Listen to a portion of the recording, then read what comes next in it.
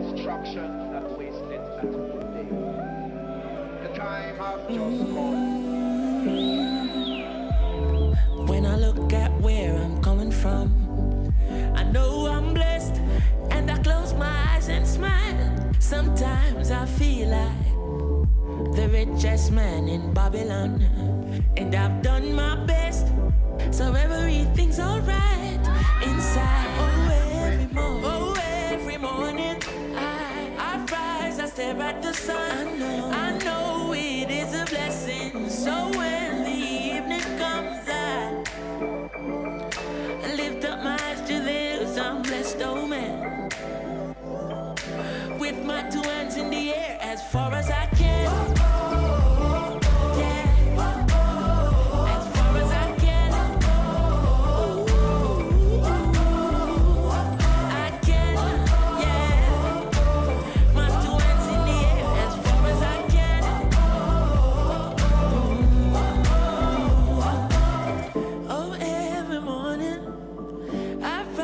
Stare at the sun, I know it is a blessing, yeah. Lift up my eyes to this, I'm blessed, oh man. Ooh. Sometimes I'm lost and far from home, but I'll find my way. I follow my heart, I know I'll be found someday. While I'm lost, I learn and live. What do you say? Let's have a good time until that day. Oh, every morning I rise, I stare at the sun. I know it is a blessing. So when the evening comes, I lift up my eyes to this. I'm blessed, oh man, with my two hands in the air as far as I can.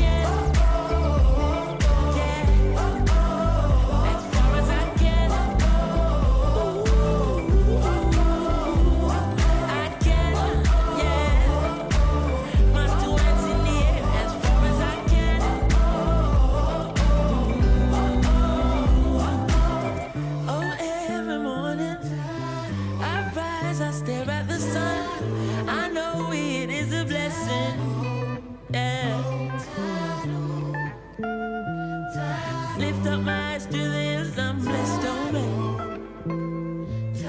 with my two hands in the air as far as I can.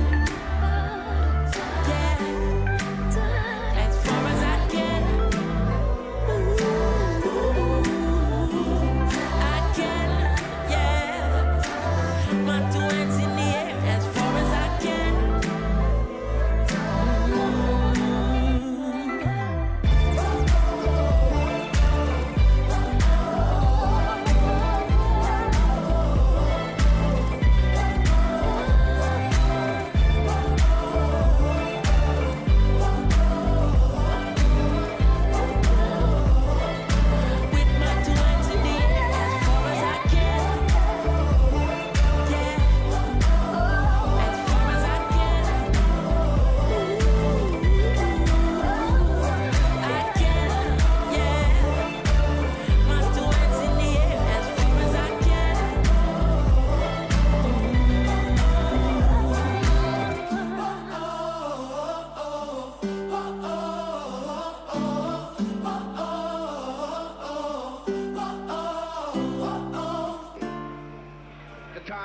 Just gone.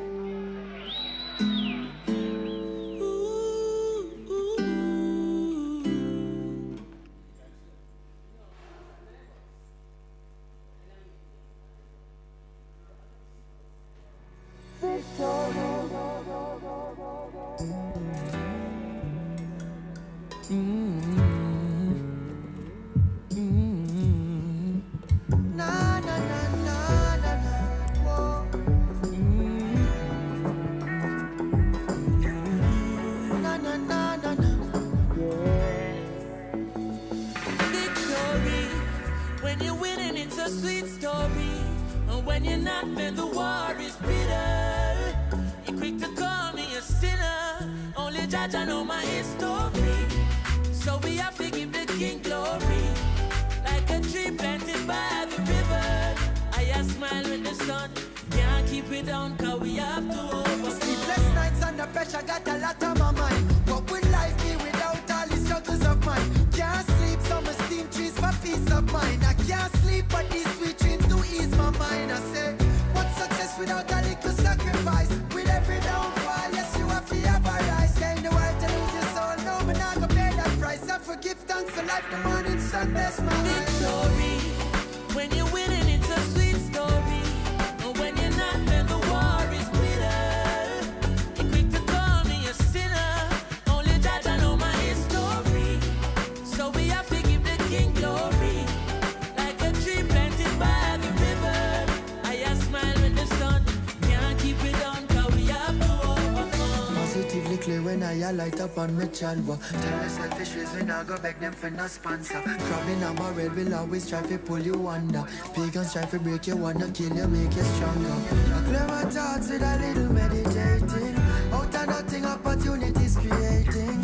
Kicks that I see, I not stop, I get the praising. For eternity, we keep the fire Victory, when you're winning, it's a sweet story. And when you're not, then the war is bitter. You're quick to call me a sinner. Only judge I know my history. So we have to give the king glory. Like a tree planted by the river. I just smile with the sun. Can't keep it down, cause we have to all red light. Stop signs. Doors closed. I'm never giving up, I'm doing good, but only the best is good enough.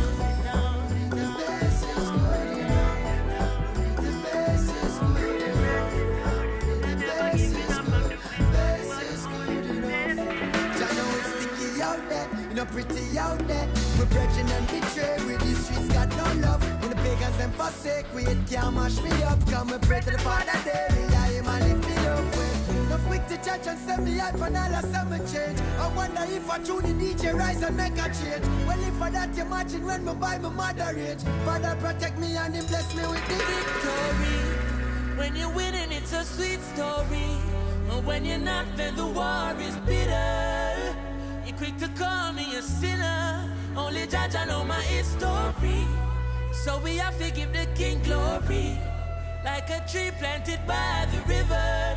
I just smile with the sun. Can't keep it down, cause we have to overcome. Morning, everyone. Just to apologize for the delay. We're just waiting for Knox College, and then we'll start. Oh, yeah, yeah. I have the heart of a champion. Heart of a champion, yeah. Yeah. It's my time, it's my place, it's my destiny. No one can take away what was meant for me.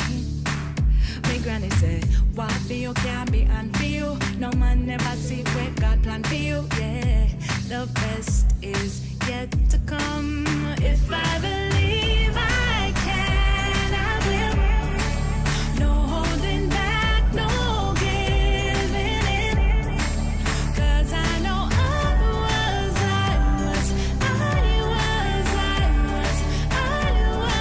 born to win. Was born to win, I was born to win, I was born to win. I have the heart of a champion. I have the heart of a champion. Through the pain, through the dark night, through the storm, I remain and I strive, I will carry on. Yeah, 7 times fall, 10 times rise. Yes, I open my eyes, and now I see the sun. If I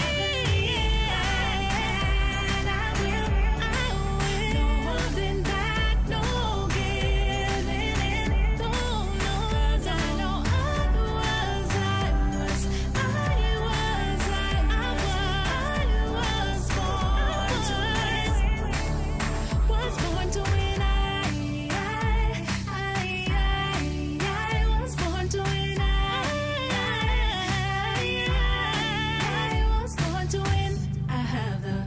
of a champion.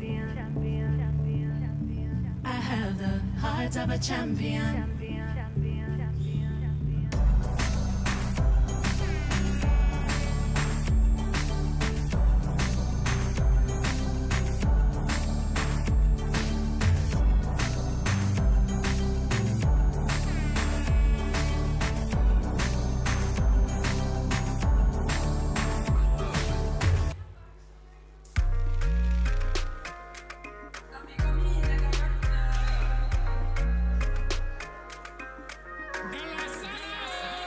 Coffee come in like a rapture, and everybody get captured. Play sleep up like a helicopter, when them see the lyrics constructor. Coffee come in like a rapture, and everybody get captured. Play sleep up like a helicopter, when them see the lyrical doctor.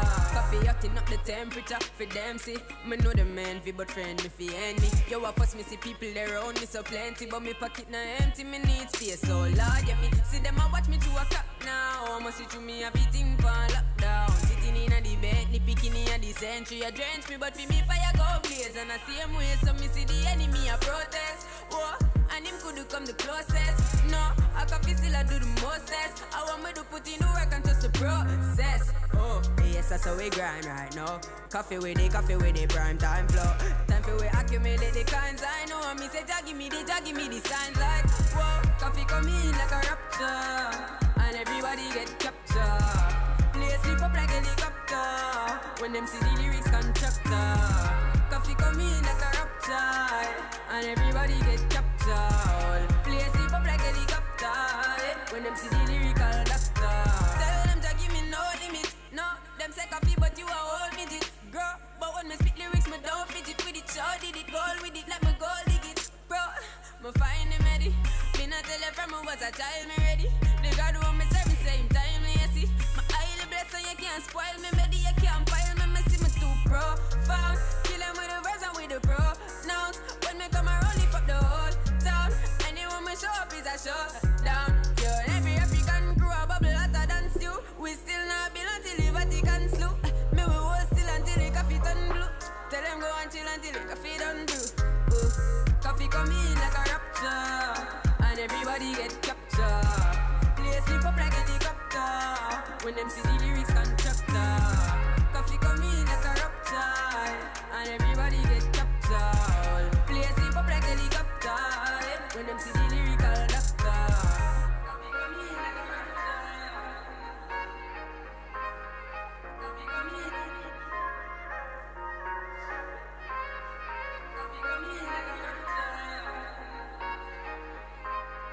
Coffee come in.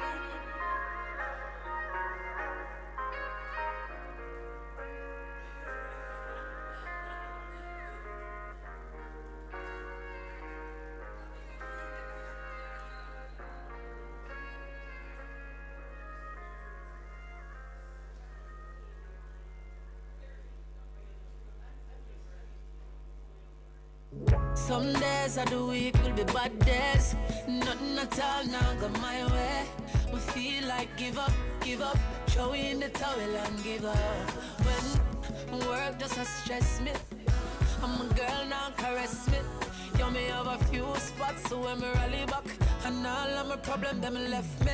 Someone big up the corner shop, big up my lane, big up my block. Big up anywhere you can chill, all a vibe and build, release your stress and relax, yeah. I'm say big up the barber shop, big up the ball field where the ball is at, yo.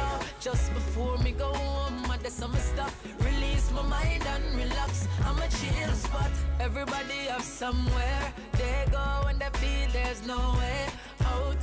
For love and chat and forget about all of the struggle them face throughout the day. You have to have a home away from home. 6 pack and 6 a drop in a domino. Sing along then from you know that you have to have your chill spot. That's why me say big up the corner shop, big up my lane, big up my block. Big up anywhere you can chill, all a vibe and build, release your stress and relax, yeah. And me say big up the barber shop, big up the ball field where the ball is at, yo. Just before me go home, I do some stuff, release my mind and relax. I'm a chill spot, me tell about spots like this. Calm you down and put your mind at ease.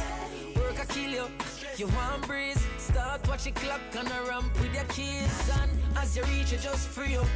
Full of vibes with your friends and a live up. And we all a sing along now, cause we know that we have to have a chill spot. That's why me say big up the corner shop. Big up my lane, big up my block. Big up anywhere you can chill. All a vibe and build, release the stress and relax, yeah. And me say big up the barber shop. Big up the ball field where the ball is at. Yo, just before me go home, I do some stuff. Release my mind and relax. I'm a chill spot. Anywhere you go to kill some time, to release some pressures off your mind. Every evening at a certain time, you can find me at my spot, chilling on my block. That's why I say big up the corner shop. Big up my lane, big up my block. Big up anywhere you can chill. All a vibe and build, release the stress and relax, yeah. I'm say big up the barber shop. Big up the ball field where the ball is at. Yo, just before me go home, I do some stuff. Release my mind and relax. I'm a chill spot. Yeah, I'm a chill spot. Everybody have a chill spot. Place to release your mind. Some at a time. Yo, chill spot. Chill spot. Yeah, yeah, yeah, yeah, yeah. Well, them try everything, but me still a walk, still a talk, still a smile. Tell them me still a sing. Well, them try everything, yeah, but see me out, same way. Every day, when no never work, when the hope you never work. Them try poison me, but it never work, no. And when them say it no work, them come in on me place, pine gun in on me face, but it never work. And so them get me find out, God in a me corner, People you want feel loud a boy, yeah. Enemy you want feel left a boy, yeah. 'Cause God in a me corner,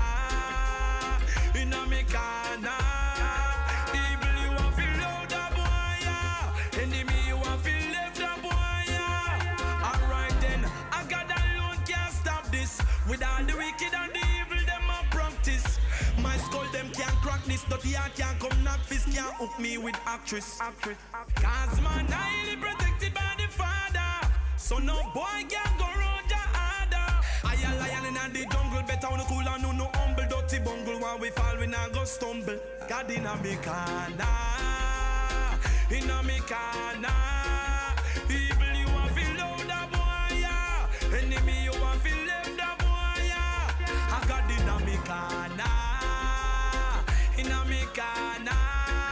People you want feel left a boy, yeah. Enemy you want feel left a boy, yeah. When the thunder roll now, no care how them cold now. Jah works a unfold, yo. Them can't take me soul now.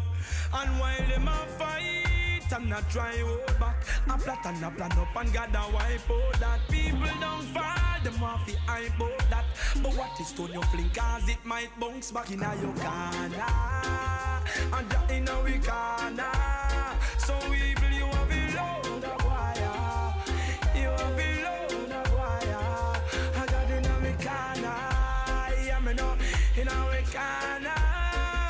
Boy you want fi load a wire, yeah me know. Me say ja in a me corner, ja in a me corner. You want fi load a boy, yeah. Evil you want fi love the boy, yeah. A ja in a me corner. Evil you want fi load a boy, yeah. Enemy you want fi load a boy, yeah.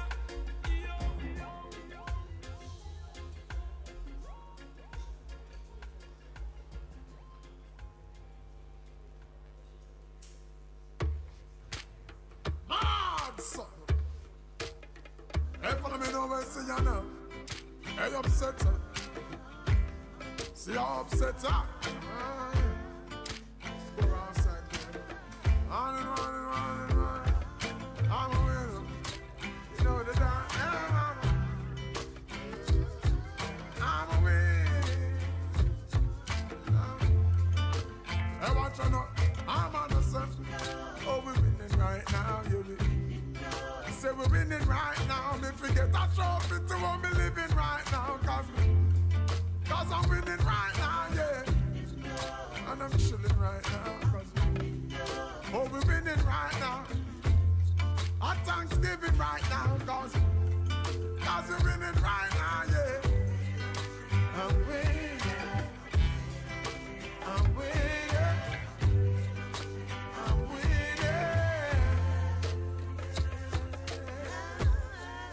Hey, watch out now. Hey, I'm a walking W. Learn from the L's. Turn them in a medal in a trophy and bells. Every day you see we with them on our next level. Break records like we cracking eggshells. And every single ounce of effort we expel. It's all about progress cause we have to excel. I watch them looking like success we dress well. Oh, another knockout for the ring the next spell. I'm about to send my haters a card to get well. Cause I'm sick of it. I'm so sick of it. But that's the whole gist of it. I hate in on the beauty when winning now we have it. Cause I'm winning. I'm winning. I'm winning.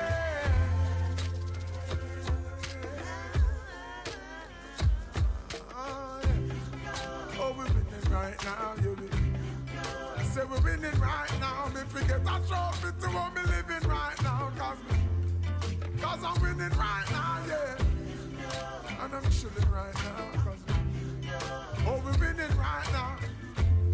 Our Thanksgiving right now, yeah. I say we're winning right now. So every day you see me, we are the reigning champ. And at the cloud with the silver line we reigning from. Cause if you see some of the places where we hailing from, it's just the type of place we should be failing from. But now we're winning. Yes, every quarter, every inning. Bolt if I tracks and then I fence if I swimming. You know that there's no giving in no matter the circumstances we're living in, you hear me? I'm winning. I'm winning. I'm winning.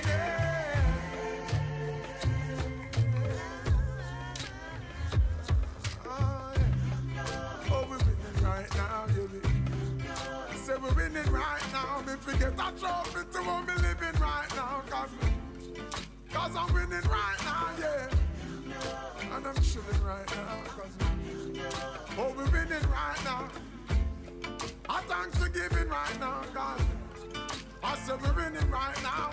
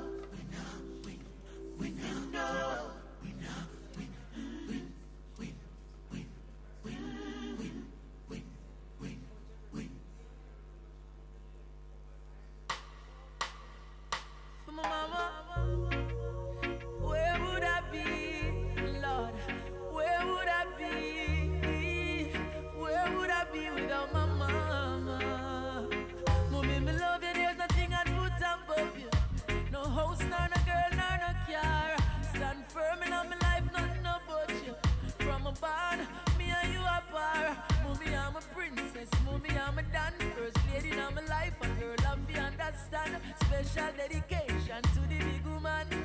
From your love, your mama made me see your one. So bust a blank for your mama, lighter for your mama. Selector, you better pull up the one you for your mama. Proud of your mama, sing loud for your mama. Yeah, I make sure know you're happy. She bring you come here. From your heart, tell me sing this one. From your love, your mama like this man. There's no one like my mama, no.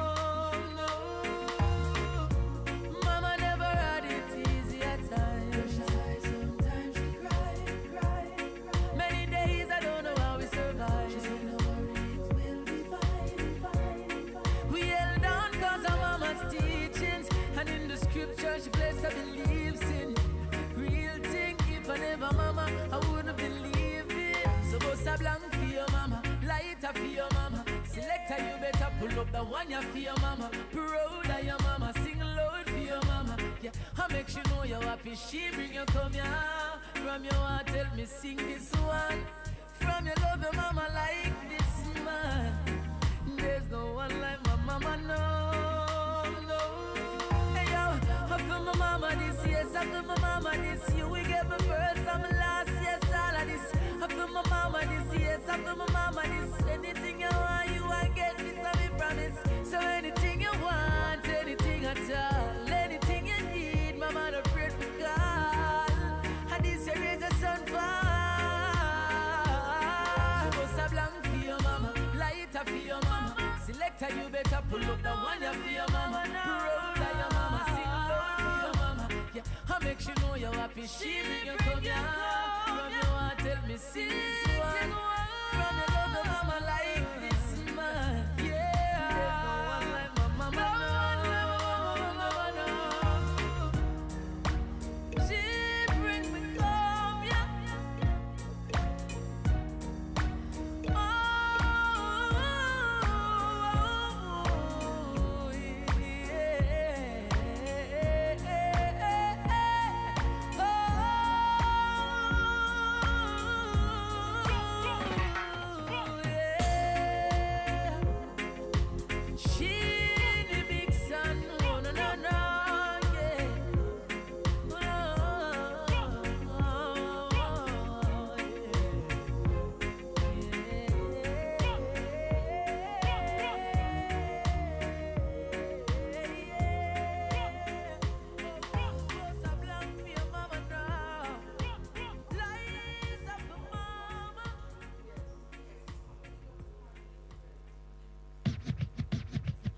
Smartin', I'm telling you, but just love on yourself.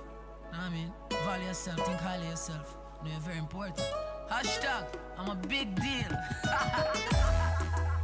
VIP, me and my friend, them a VIP. VIP.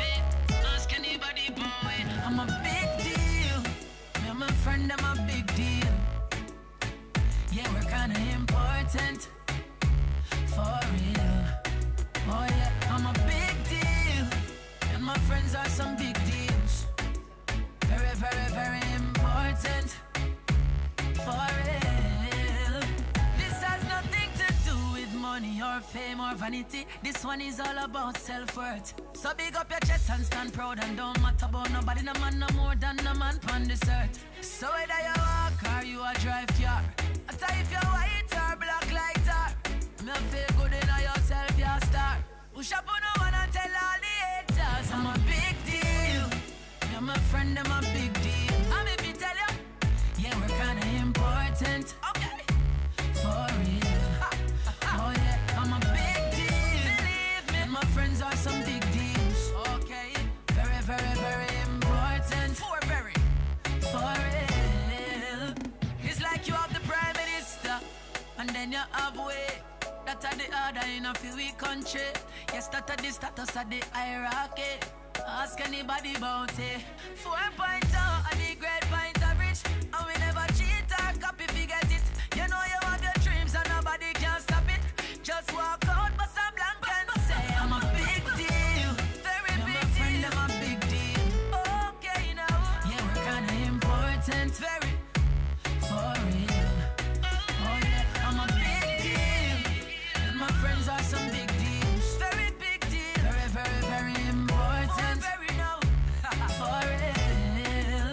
This has nothing to do with money or fame or vanity. This one is all about self-worth. So big up your chest and stand proud. And don't matter about nobody, no man no more than no man on this earth. So whether you walk or you a drive car, I tell you if you're white or black like tar, me feel good in yourself, you're a star. Push up on no one and tell all the haters I'm a big deal.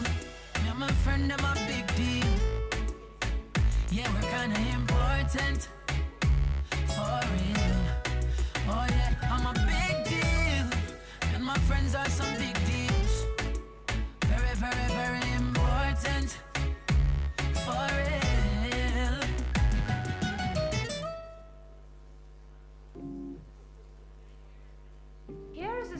told to the children of Africa. We love the children of Africa. Teaching the children. Oh, da da da da. La da da da. Oi, black eye, black hair, black skin, black queen, stand majestic with the black king. Today I'll sing you a black song. You need to hear about beautiful black things. Cause most time we hear about black, we hear about black magic and black witches. Blacklist, black book, black market, Black Friday, you spend off your black riches. I've never seen a doctor in black, nor seen a black pill to cure no black people. But I've seen bush doctors like Tash and Molly resurrect like a real black beetle. Malcolm, Marcus, Martin. When you see Walter Rodney, ask him. Oh, you know hear about how we laughing. So when the little offspring asking, tell them they never told us that black is beautiful. They never told us black is beauty. They never told us that black is beautiful. They never told us. They never told us that black is beautiful.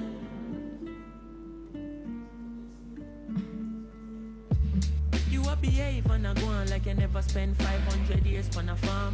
The same chain you are wear and a go on is another black life in Sierra Leone. Boy, them find out Mama Earth got gold then. Them find out Mama Earth black soul then. You work hard just forget a black card. Same card where you swipe by back your black gold them. Hold on, I see no faces long, but this is not a racist song. This is a song for the children who was never told about where the race is from. They never hear it in them favorite songs. Everybody calm as say slavery's done. What I go on when the babies come? I start read about things like Dogons, Black Kemet and Kush, Black Kings, Black Senate and books. We teach about pyramids and put real significance to we physical looks. So every word when me sing black, in my world everything black. Black, white, black, right back. So don't be surprised if me say me king black. Cause they never told us that black is beautiful. They never told us black is beauty. They never told us that black is beautiful. They never told us. They never told us that black is beautiful. Oh no.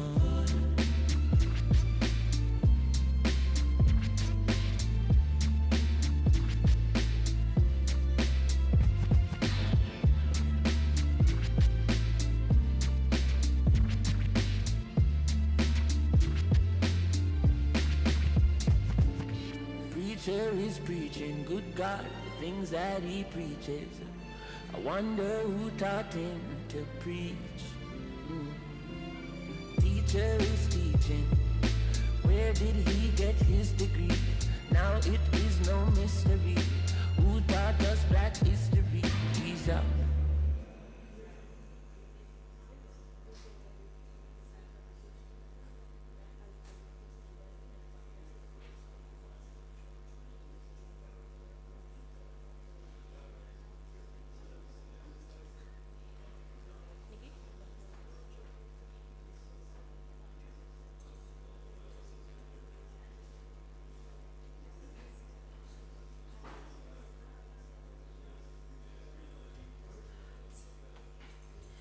Everyone, good morning. My name is Alexis McDavid and I'm the Education Outreach Officer at the National Museum. I want to thank all of you for taking the time and especially after everything that occurred yesterday. Thank you guys, and thank you especially to the teachers, big up on yourself, for again coming out today. So before we start, because it is Road to Republic, can everyone stand for the national anthem?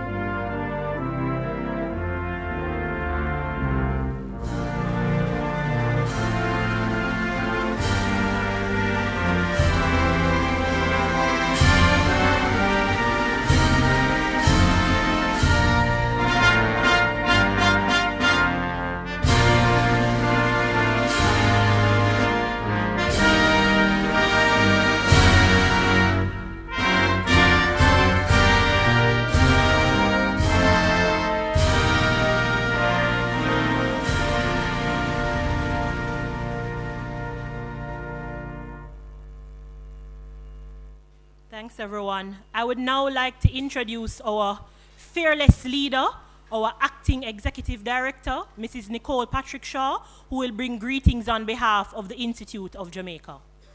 Please welcome her on stage. I like that one, fearless leader. All right, good morning, everyone. No, we'll try that again. Good morning, everyone. Good morning, Knox College. Good morning. Good morning, Knox College. Good morning. Good morning, Calabar High. No, sir. Come again, Rabala, come. Good morning, Calabar High. Good morning, Calabar High. Okay. Good morning, Salvation Army. Good morning. I say, oh no, why the ladies must always outdo the boys? Good morning, Salvation Army. Good morning. Good morning, what is this? Alphonsus Davis High. Good morning. All right, good morning. And your school was formerly known as? Okay. And it is surely a pleasure to see you all. And I'm glad that we are all here. All right. Mrs. Lalita Davis Mattis, member of the Constitutional Reform Committee and an IOJ Council member. Mr. Sujay Boswell, member of the Constitutional Reform Committee and our 2022 Youth Musgrave Awardee. And congratulations again. Teachers and students, distinguished guests, members of staff, a pleasant good morning again. It is a privilege and an honor to welcome you on behalf of the management team of the Institute of Jamaica to this year's annual Heritage Month lecture under the theme Road to Republic. The objective of this special lecture is educational in nature, as it is geared to provide secondary school students with a platform to discuss the implication of Jamaica becoming a republic.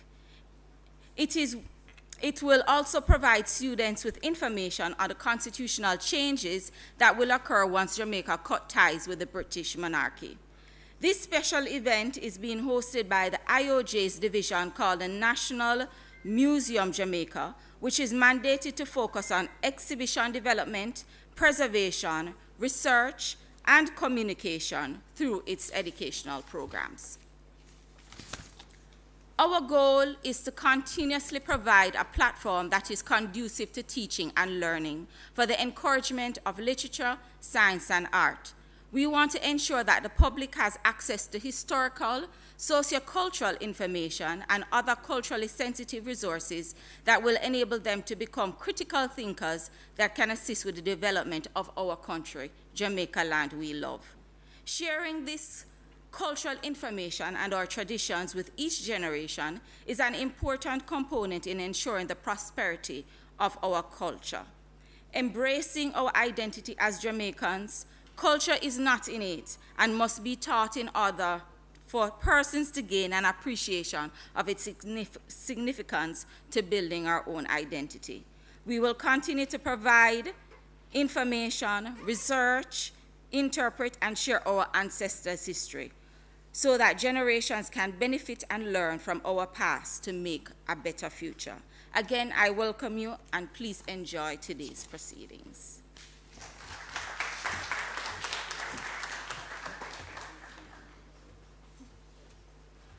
Thank you so much, Mrs. Patrick Shaw. And I would like to now welcome, as Mrs. Patrick Shaw already said, our amazing Youth Musgrave Award winnie, Mr. Sujay Boswell, to the stage, who will be moderating the proceedings today. Please welcome Mr. Boswell.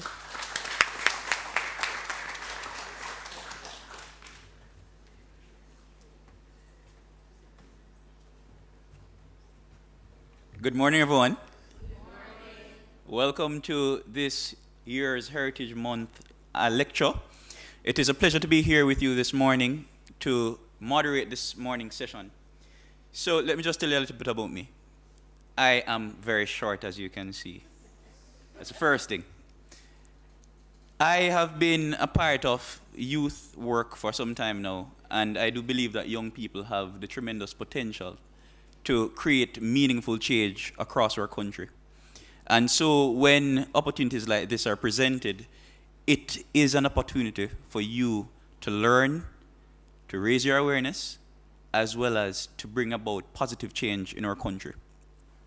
Now, the Constitutional Reform Committee was established earlier this year in March 2023, and it was appointed by our Prime Minister, Andrew Holness, to really seek about how we can move forward as a country to gaining our republic status. So this morning we'll be hearing from Dr. Mattis, Lalita Davis Mattis, and she will be presenting on the approaches and considerations to be taken as we move forward to becoming a republic. Now, Jamaica would have gained its independence in 1962, and there have been several countries who would have gotten their independence after us. If you look at it, Trinidad and Tobago, they would have gained independence in 1962, 25 days after us on August 31st, and they would have become a republic in 1976. If you look at Dominica, you have two Dominicas. You have Dominica Republic and you have Dominica. Both of them are republics. Dominica gained independence in 1978, and in 1978 they also became a republic, even though they don't wear it in their name, Dominica Republic, but they're also a republic.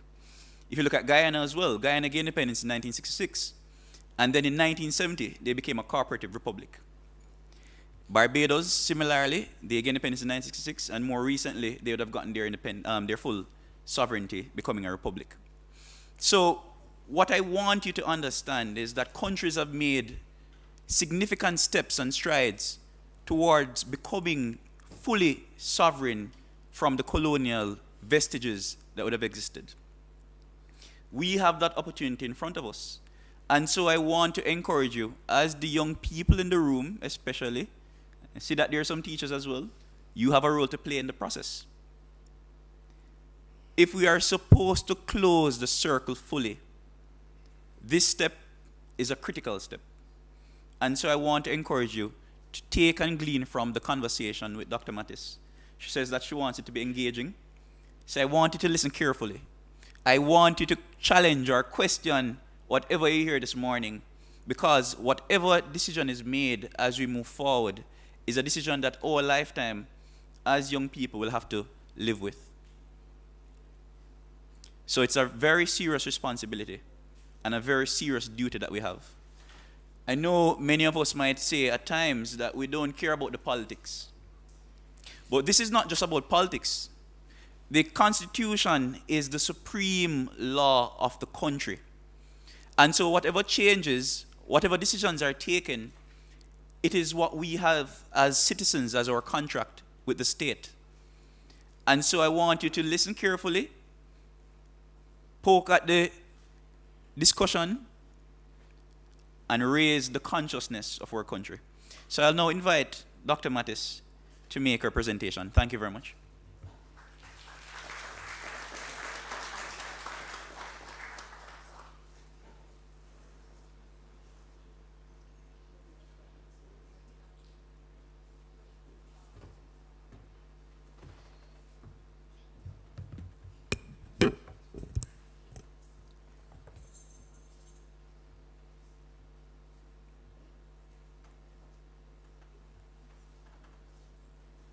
Good morning, everybody. How are you? Hello? Tell me, all the people who felt the earthquake yesterday, let me see your hands. So where was everybody else? Only the Kingston people felt the earthquake? You never felt the earthquake? Seriously? Okay. So really, it's the Kingston people who actually felt the earth. So okay, so what did you do? Apart from run, what did you do? You went on your desk. All right, so anybody else did anything differently? So you're in class, there are not many door jams, there are not many whatever they tell you to do. So all the people who went on that desk, let me see your hands. Okay, so you follow the earthquake drill. Okay, so this morning, thanks. This morning we're going to be having, not me, I'm not going to be just talking to you, right? So we're going to have a conversation about constitutional reform. Anybody heard about the constitutional reform process? Road to Republic, ever heard the term before? Anybody in here? There's so much talk about it, it's in the paper, right? The Road to Republic. So this morning we're going to talk about what is that all about. So you need to put up your hands. If I say something that you don't understand, you need to stop me. You need to ask questions, right? So I'm not talking at you this morning. This is a conversation. Now, Mr. Boswell actually said something that's very important. He said, you young people, right, really are the decision makers for the future. All the people who are 18 years, put up your hands. All right, then the reason I asked you that question, who will be 18 years old next year? Okay, because if you're 18 years old, it means you can vote. Okay? And voting is not for old people. And voting is not for whether or not you're PNP or JLP or whichever P. That's not what voting is about.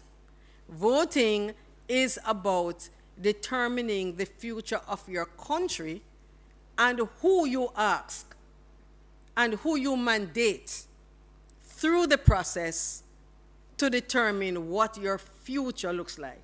And that's a very important point to note. And as young people, you have a significant role to play. Now, maybe you can't vote next year because you're not 18 years old, but you also have a voice. And the voice of young people will and must be heard, whether or not you can make the decision or not. So today we're going to be talking about our constitutional reform process, and Mr. Boswell talked about other countries who have been through this. Right, so okay, so guys, I'm told that we are live streaming, so if you want to ask a question, I'm not going to, at some point we'll have a discussion, but if during the discussion you want to say something, you have to use a microphone because other persons online are also listening, right? So that's the drill. Now, I was about to say that even if you can't vote, you can influence decision making. And I'm going to just first of all introduce you to a concept that maybe you have heard. It's called intergenerational equity. And all it means is that whatever we do today, we are not doing it just for us. We are doing it for those people who are not yet born. So whatever ideas young people have, those ideas must form part of what those of us who can make the decisions, we must consider those. I'm going to talk about the Constitution. Anybody, what's the Constitution? I'll repeat the question because I don't expect every time I ask when they come. So, what's the Constitution? What's the Constitution? Anything. You join clubs. Anybody here, they have 4-H clubs, you have all kind of clubs. All these clubs have constitutions in them. What's the Constitution? Anybody? And then I'll repeat it. Anybody, what's the Constitution? Somebody said a word, what's it? Go ahead. A set off? Oh, she's taking the microphone to you. Thank you. Right, so you tell us now.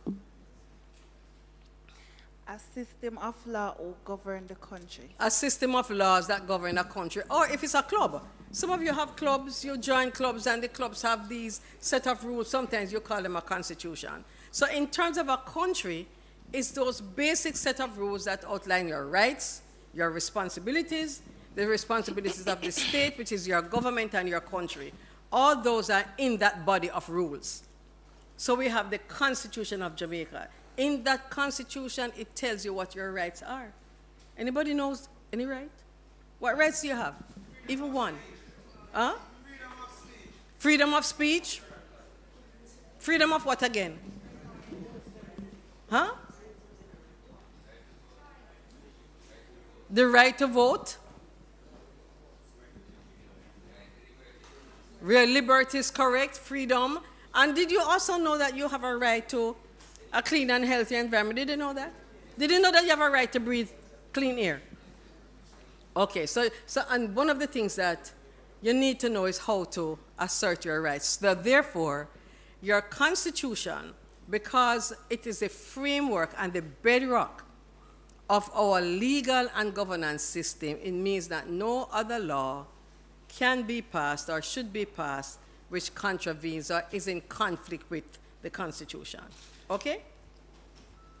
So, in terms of the presentation, we're going to talk about the Constitution, we're going to talk about what's a monarchy, what's a republic, we're going to talk about a head of state. You'll hear all of these discussions, the parliamentary system and a presidential system, and the separation of powers, right? So I'm going to go past some of the slides, but in essence, as I've said before, just stop me and ask me any questions that you want, or raise your hand and the microphone will come to you. Next slide, please. All right, so this is the introduction to our Constitution. Now, what's a Constitution? I already said that to you. A set of rules that govern a state or a country. It describes the main institutions of the state. So in Jamaica, our Constitution talks about people, for example, your DPP. That's in the Constitution. Who is the DPP? Does anybody know? Huh?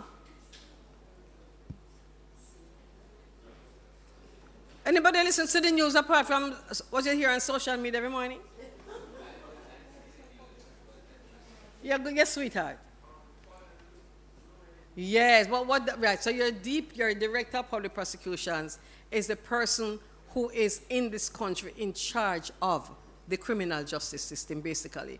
So the judges are in charge, you know, because they're the ones that you go to court and they make the determinations. But in terms of bringing a case before the court, that person is the person in charge.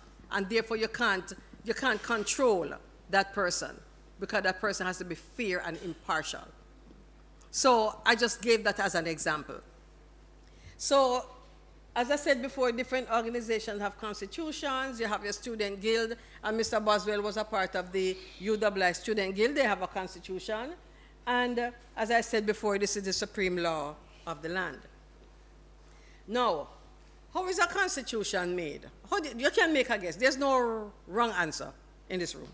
Okay? So tell me, how do you think a constitution is made? Remember, you know, we're talking today about the road to republic. We're talking about constitutional reform.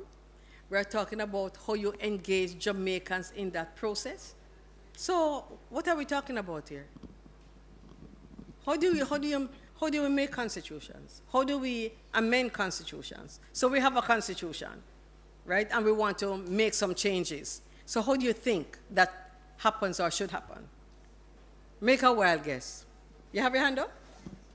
Who has hand up?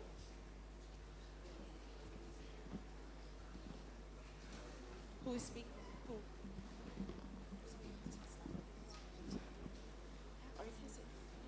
I'm just guessing, but I'm thinking, seeing as it's for the people, you have to involve the people in the decision making. You have to consult with them with any changes you want to make to said constitution to move forward. Correct, because the people must have a say. Now, think about Jamaica now, right? There are about 3 million of us here. And if you want to consult the people and you want to know how the people feel about something, tell me, what do you think? So you're in this room, and but there are many students across Jamaica today who are either in their classrooms or some of them are online doing work. But you are here, and you are participating in this discussion, so you are getting information that you can use to make your decisions. So how can we have people become a part of this process? How? Go ahead. The mic, hold on. So, good morning. So you can invite them and consultation with them and draw them to meetings and other things. Right, you're correct. And the Constitutional Reform Committee, which Mr. Boswell spoke about, is doing just that. And there are other people who are doing it too. So we want you to do it. When you leave here today, you must have something to say about the road to republic. So you're going to pass on the information. So even if you can't vote, you have to pass on the information. Maybe it's your parent, maybe it's your grandmother. Maybe these are people who can't necessarily come out to a public meeting, but then we all have a responsibility in this process.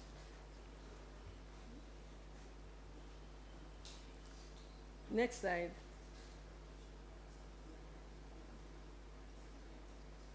Next slide, please. Okay, so our constitution we have with us. So our constitution, the Jamaican Constitution, 1962. What else happened in 1962? Right, independence, right. So the Constitution was drafted by a bipartisan joint committee of the Jamaican legislature. All that means is both parties were part of the process to draft our Constitution. But what happened was, when they drafted it, it had to go back to England. And then they passed the law there and then handed it back to us. So what we are saying is we want to do it ourselves. We want our own constitution.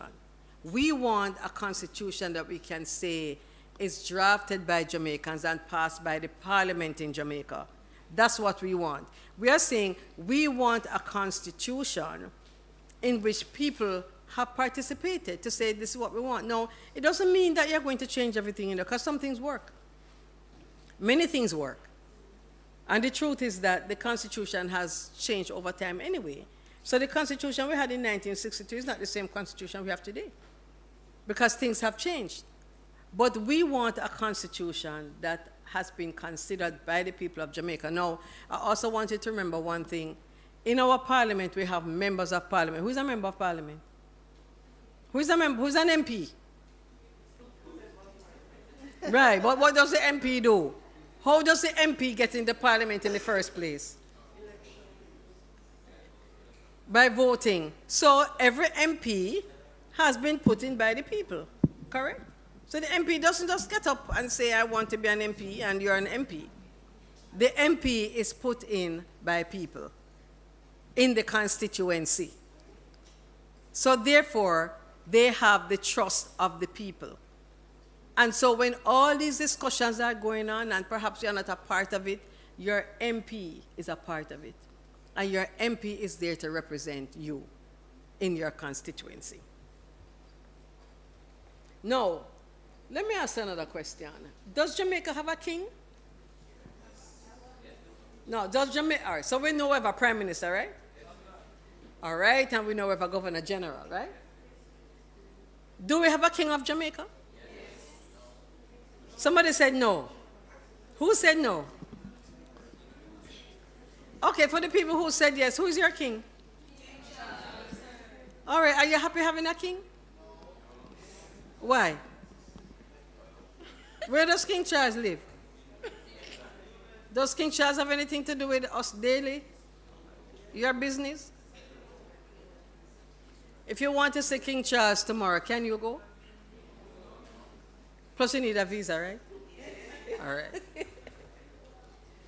All right, so the Constitution itself is written in what we would say legalese. It's in legal language. So the truth is, you have people who have written to break it down so that it can be easily understood. But lawyers usually will tell you what the Constitution says. Not that you can't read it, you know, but it's kind of like a complex document in some parts, not all the parts. But our Constitution actually tells us what you have to do to change it. So there are some things. So if we want to say to King Charles goodbye, our Constitution tells us how to do it. And there's no other way to do it. And it says you have to have a referendum. Anybody ever heard that word before? You ever heard the word referendum? All right, so what a referendum is just the way in which you go and you vote in a general election, and you vote for your member of parliament, and when you vote for the member of parliament, you're actually voting for a particular party anyway. In a referendum, the people go to the polls the same way, and you vote to say whether or not you want to keep King Charles or not. It cannot happen any other way. So when it's time for the referendum, then there's a lot of things that have to happen before that. You have to have the law written in the form of what we call a bill, like a bill, B-I-L-L, with a capital B. And then you have to have the consultation process.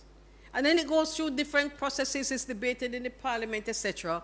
And then the law is passed. But you have to go to the polls behind the thing and vote if you want to keep the king or not. And if Jamaicans vote no, they don't want to keep the king, then the king remains. And if we stay at home, then the king may also remain.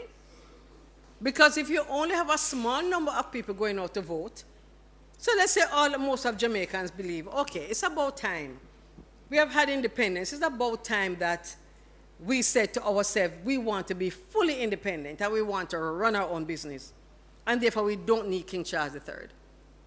Let's say most people believe that. But and then a smaller amount of people say, people say, let me stick with the evil that I know. We have heard that. Some people love King Charles, okay. But if you don't go out to vote in the referendum, then it's not going to happen. And that's why we have to have these consultations to explain where we are as a country, what is it that we have as our governing instruments, what does the Constitution say, what is this process about republic, what is this big republic thing about? What's going on in Jamaica, why you need a republic? So the whole issue here is the notion of a republic suggests that the people have more power. Okay, let me ask you a question. Did you know that when you have a case in court, a criminal matter, I don't know if any of you have ever seen it, says R, right? So let's say John Doe murdered Tom Stokes, okay? That's a criminal offense. Now, in our system right now, when you go to court, it will never say John Doe versus Tom Stokes. It says R. R means the king. Because that is the way we treat with offenses. So the offenses, it is so egregious that it is against the state, but in our case, it's against the monarch. So it's the king. So before King Charles came to the throne, it was the queen. So R means queen.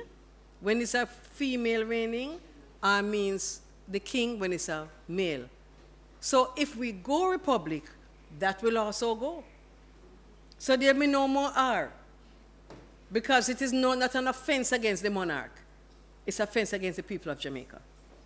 So then we will figure out how that works. In some countries, they may say the people versus, etc., whatever that means. But there are some little fundamental things that go to our being as a people and our independence and who we are as Jamaicans. And we know who we are as Jamaicans to a large extent. So going this extra step, almost politically, is even asserting ourselves as a country to say, this is who we are now independent, we are going to run our own affairs, and we are going to determine as a people how that happens in this constitutional reform process. So the process is, the Minister for Legal and Constitutional Affairs, Honorable Marlene Malahoo Fort. Anybody ever heard of her? Yeah. Right, so she is the chairman of this committee, and her ministry is in charge of this process.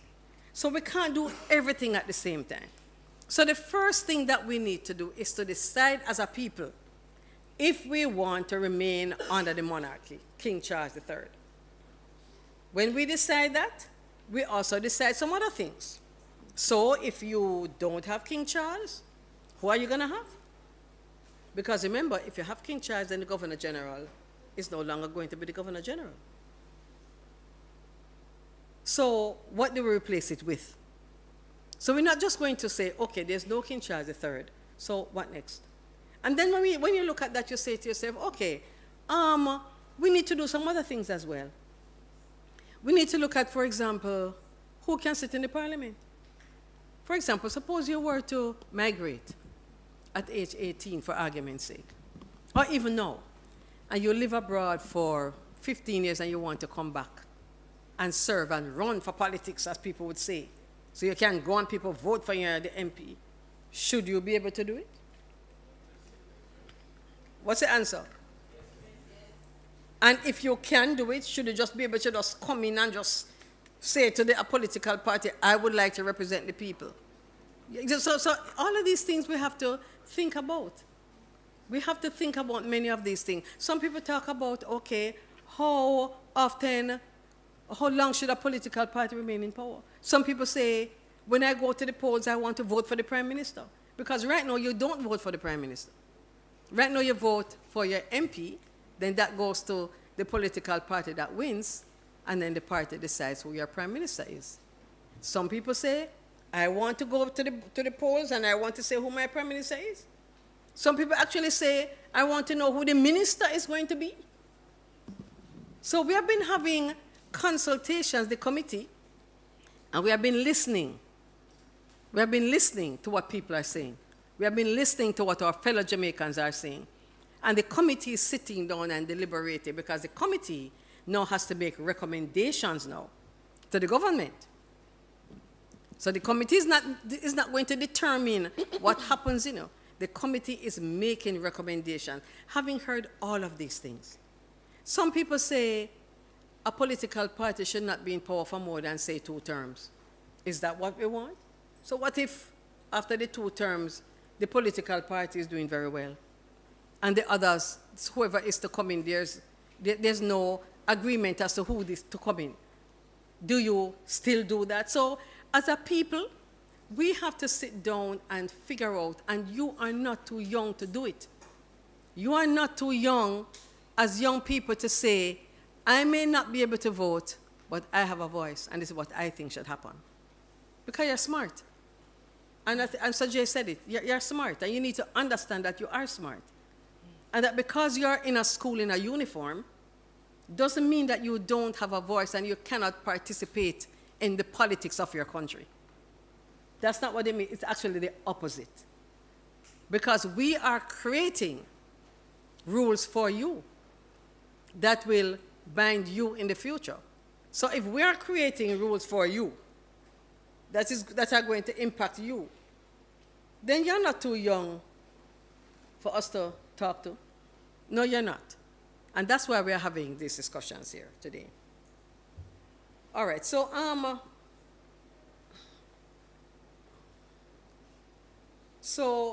in terms of, next slide, please. All right, so I'm going to go past this slide so we can go to the next one. All right, so therefore, should the present constitution be replaced by one made in Jamaica by Jamaicans? So that's a question that we all have to answer. And if the answer is yes, then there's a process to get in there. Right? If the answer is yes, there's a process to get in there. Go ahead. Anybody want to share their thoughts on this question? It's a good opportunity to share your thoughts. I see some faces looking eager, some faces unsure. Don't let me have to give it the mic, because I will do that. And it matters. Okay, it might seem to you that it's not important. I'm going to start here. Yes. Go. Okay. Yes, I do believe that our constitution, the current one, should be replaced by one that is made in Jamaica by Jamaicans. Why? I believe it creates a whole new identity for us, and that is very important. All right. Now I'm going to go to a student. All right, we have a volunteer here.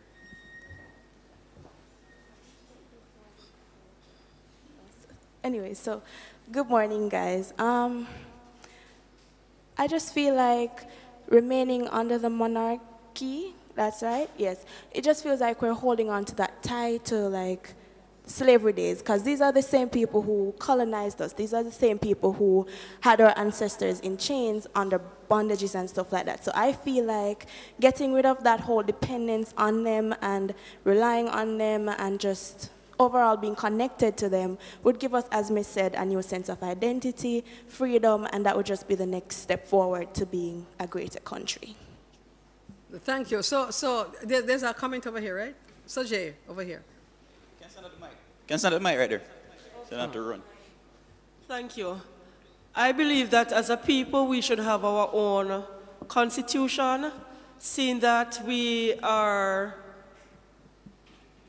in charge of all of our affairs except that aspect. So it is important that we change the constitution. Some of the laws are, even though there is reform, are outdated. It goes back to the British, our colonial rulers, and so we need to change it so we can be fully political independent. That's my view. Thank you. To answer this question, we must think and say, do Jamaicans necessarily know what is best for them? So, example, if you think about a child, just because a child wants ice cream for breakfast does not mean that they should get the ice cream for breakfast. So, should the Constitution be replaced by Jamaicans is a matter of, can Jamaicans make a decision that will better them? But you know, I love the responses. So you're getting an applause? But you know what is critical about this? You see right up here? This is where it starts in. So we hear about identity. We hear about bringing the Constitution home in the sense that made by Jamaicans, written by Jamaicans. You hear your colleagues say, are we ready for some things and whether or not we know what we want, basically. So I would say this is where it starts, and it has to do with, to a large extent, how we see ourselves. So we travel abroad and we know that Jamaicans are assertive and Jamaicans do this and Jamaicans do that. But at the end of the day, you know, as young people, you should really have an idea in your own head as to what you want this country to be. What kind of country do you want your children to grow up in? Certainly not the one we're in now. And it doesn't all have to do with the king. I grew up in a different Jamaica. Some of the issues that we have now, we never had them. We could walk freely on the street as a young woman, and there was really the kind of fears that we have never existed. So we are in a different space, and we're also in a different place globally. But we need to think, I'm coming, sweetie, we need to think, what is it that we want, what kind of children you want? What kind of a Jamaica do you want your children to grow up in? Or is it that at the end of the day, you're going to migrate anyway? But even if you migrate, people say there's nowhere better than Yardena. You always want to come back. What are you coming back to? These are decisions that we have to make. And as we go through this process, we also have to think for ourselves, what is the process? So we know, you know, on the committee, and we're saying it. Part of the discussion, only part of it, has to do with getting rid of the king. Because at the end of the day, we must be accountable as well. We must take responsibility for this country and for our lives. It's not about putting in an MP, voting in a government and saying, okay, let them do it. That's not the way it works. It must be that as citizens, that's why we're citizens. It counts for something that you're a citizen of a country and a citizen of Jamaica, that you have some rights. It's not just about knowing that, oh, we are writing a constitution and your constitutional rights may change, you may have more rights. It's not only about that, it's about the accountability part, because constitutional rights go both ways, you know. It's not just what it says, because I mustn't breach your rights either. So it goes both ways. So there's an element of responsibility that while you're in school, you have to learn those elements of responsibility. Because at some point in time, you have to take decisions for yourself. And you have to also take responsibility for the decisions that you made or did not make. So your colleague's comment is very important. So as we embark on this process, as we are talking, go home and talk about it. Have the conversation in your house, whether it's around the TV, whether it's around the wherever it is. Have the conversation among your friends at school. It matters to you. This is not people like myself sitting down and saying, you know, this is good for Jamaica. Your colleague is correct. It's about us, it's about what we want to see. Because I'm telling you that Jamaica cannot continue on the trajectory that it is on. Because half of you will migrate anyway. So we need to take our country back, and this is the process that forms part of that process. You had your hand up. You can't just use the microphone. I always tell myself, when Jamaicans decide to vote for someone, right, to represent them because they think that those who are representing us now not doing the right thing. But even the laws that is created, and some Jamaicans are not obeying them, and yet still, because the ones that are representing us now, well, even if they are trying, but it's not going through, and they want someone else to vote to represent them. But what if when that person get elected, right, and yes, still the issue is still there? Because I tell myself, I see things happen watching TV, right? The laws, killings, a lot of stuff happen, and them think the Prime Minister not doing his job. They want a better person, someone who can handle it. But yes, when that person is elected, the issue is still there. What's the sense of it? But you know, another very good point. But again, I suppose one of the things we can ask ourselves, and I know that fear is perhaps one of your greatest weapons, right? So somebody doesn't have to touch you or use a weapon. Fear is a weapon. And so he mentioned crime. Now, because of fear, there are some things that we also don't report. But is there a responsibility? And you may also say, but if I do it, something is going to happen. That's also fear.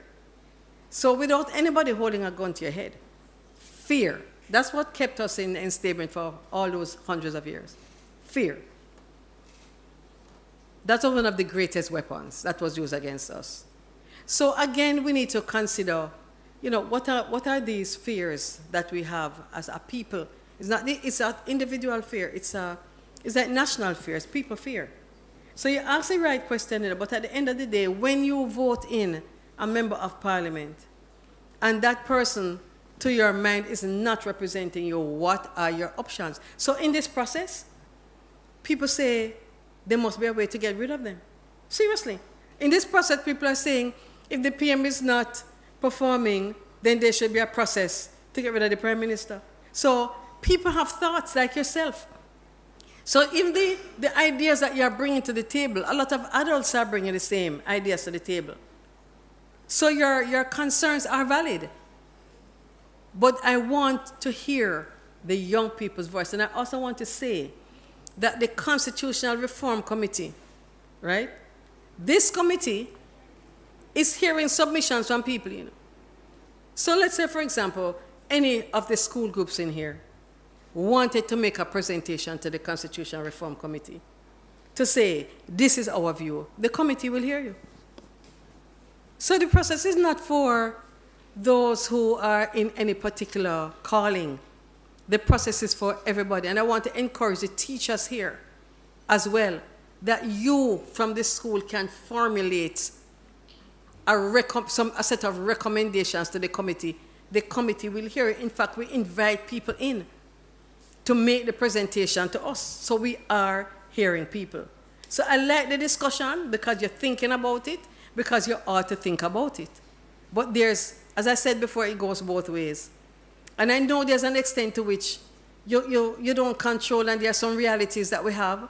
For example, the MP may know that the roads need fixing, but he can't take that money out of his pocket to fix the road, because there's another set of processes that dictate when he gets that money, how much he gets, and how much road can be fixed within a year.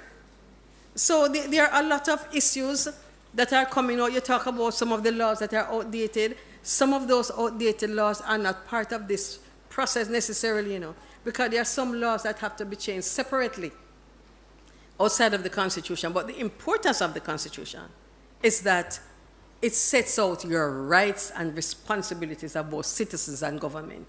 So you can't pass a law that goes against anything that's in the Constitution. And that's why there's a constitutional court in this country as well, that if your constitutional rights are infringed, then there's a court that can hear you. All right, monarchy or republic? What's a monarchy? I think we've said many of those things before. Anybody? Yeah, but who is the head of state? In our case, King Charles, right. As opposed to, but in Jamaica we know that King Charles, can you go to the slide with the monarch, please? I think that's the next slide. Right. So there's King Charles. There's your king. Right, there goes your king. Okay? As a matter of fact, you know that when in some places we still say, God save the king. You know that, right? In Jamaica, there are some places which you go, like court, you still say, God save the king. So, the monarch does have constitutional and representational duties, and this has developed over thousands of years. In the case of the British monarchy, it's a familial thing. So it's who is next in line, which means that you have absolutely no say over who is your head of state. None at all. You have no say. You have no right to say who is your head of state, right? In the case of a republic now, the republic, you decide. You decide who is your head of state. In the same way which you decide who is your prime minister. So people have been asking, if you don't have the governor general, what should you have? Now, most of the countries that Mr. Boswell mentioned, they have a president. So you have a president, and you have a prime minister. Now, that president is not the same as the president of the United States. That's another kind of presidency. That president in these countries that are, like in the Caribbean and the republics, the president sometimes has ceremonial duties the same way as the governor general has. But in our consultations, people are saying, we don't want any ceremonial president. That's what people are saying. People are saying, we don't want a ceremonial president who just goes out and does things because that's what he's there to do or she's there to do. People are saying that they want a president who does real things. We call them executive presidents. But then we stop and we look and we say, well, you have a prime minister who is really the executive of the country and his cabinet. And if you have a president who is also an executive, you have to know how you balance those powers. So you have to know what is it that you want the president to do and what is it that you want the prime minister to do. Because we're still going to have a country run by a prime minister. So all these things we need to think about. What must the president do? Some people ask, do you still need a president? And then, why can't you have a prime minister alone? The US has a president only. So some people ask that question. But again, you have to look at your own history. You have to look at where you are. You have to look at where your country is and your nation is. Look at who we are. What do we want? What do we say that we want? And the recommendation actually is that you still have your prime minister and you have a president that can put things in the balance kind of and weigh them when you have conflicts between, say, your ruling party and your opposition. What happens when it's time for an election and something is happening? Let's say it was an election and you had a massive earthquake, God forbid. What happens during that time? What's the role of the president? So we have to think these things through. And you can help to think it through, you know. Because if I gave this to you as an assignment, you would do it. If this was part of your CSEC assignment, you would do it. So you have to think about it that way. What is it? Just put your brain to it, and you will figure it out and come up with suggestions that can be utilized. So in a sense, the republic is a people who are central in the decision making. And if you are central to the decision making, it simply means that you also have a level of accountability. So we can't just stand and say, oh, it's the prime minister who must do it. Or the prime minister is not doing this and this minister is not doing that. Okay, we have rights too. And this is what this is all about. And the whole process of accountability. What is my responsibility? Let me give an example. So look at you all in here, and there's a dress code policy for schools. But do you have a view? You must have a view. You're the ones in the uniform. You're the ones sitting in the benches. What are your views? Do you have a view? It doesn't mean that all views will prevail, but all views can contend. So, but you must have a say. You must be able to say to your mom, look, Mom, when you go to PTA, just tell them I don't want my uniform at my knee. Sorry, at my ankle. I'm not suggesting you, I'm just saying you have rights too. And there's a way in which, in a responsible way, we can exercise those rights. Because the baton is going to be passed to you, you know. At some point in time, the baton is going to be passed to you. You're going to be the teachers in the classrooms.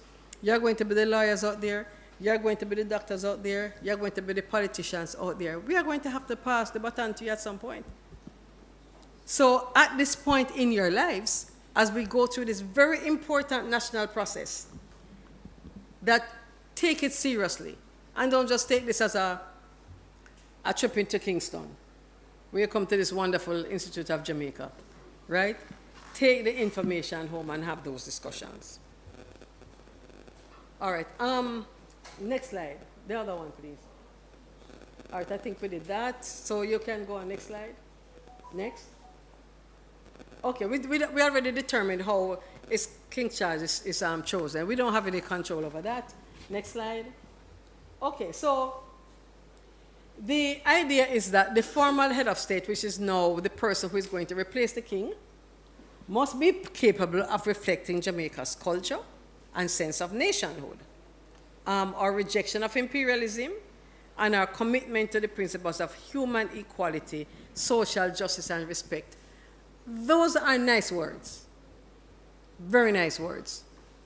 Social justice and respect. But we also have to demand it of our leaders. And we, as the citizens, also have to show that to each other. So we don't live in a perfect world, and we won't live in a perfect world. But those of us who wish to be a part of a process that we believe is in the best interest of this nation going forward, then we have to do what we have to do. We have to be the ones that are accountable. We are the ones who have to speak out. We are the ones that have to refuse to be tolerant of some things. Because we're also in this place of tolerance. You know, it doesn't bother me, so I tolerate it. But when you tolerate it, then it perpetuates until it overtakes you. So we have to understand what this process also is all about. Next slide, please.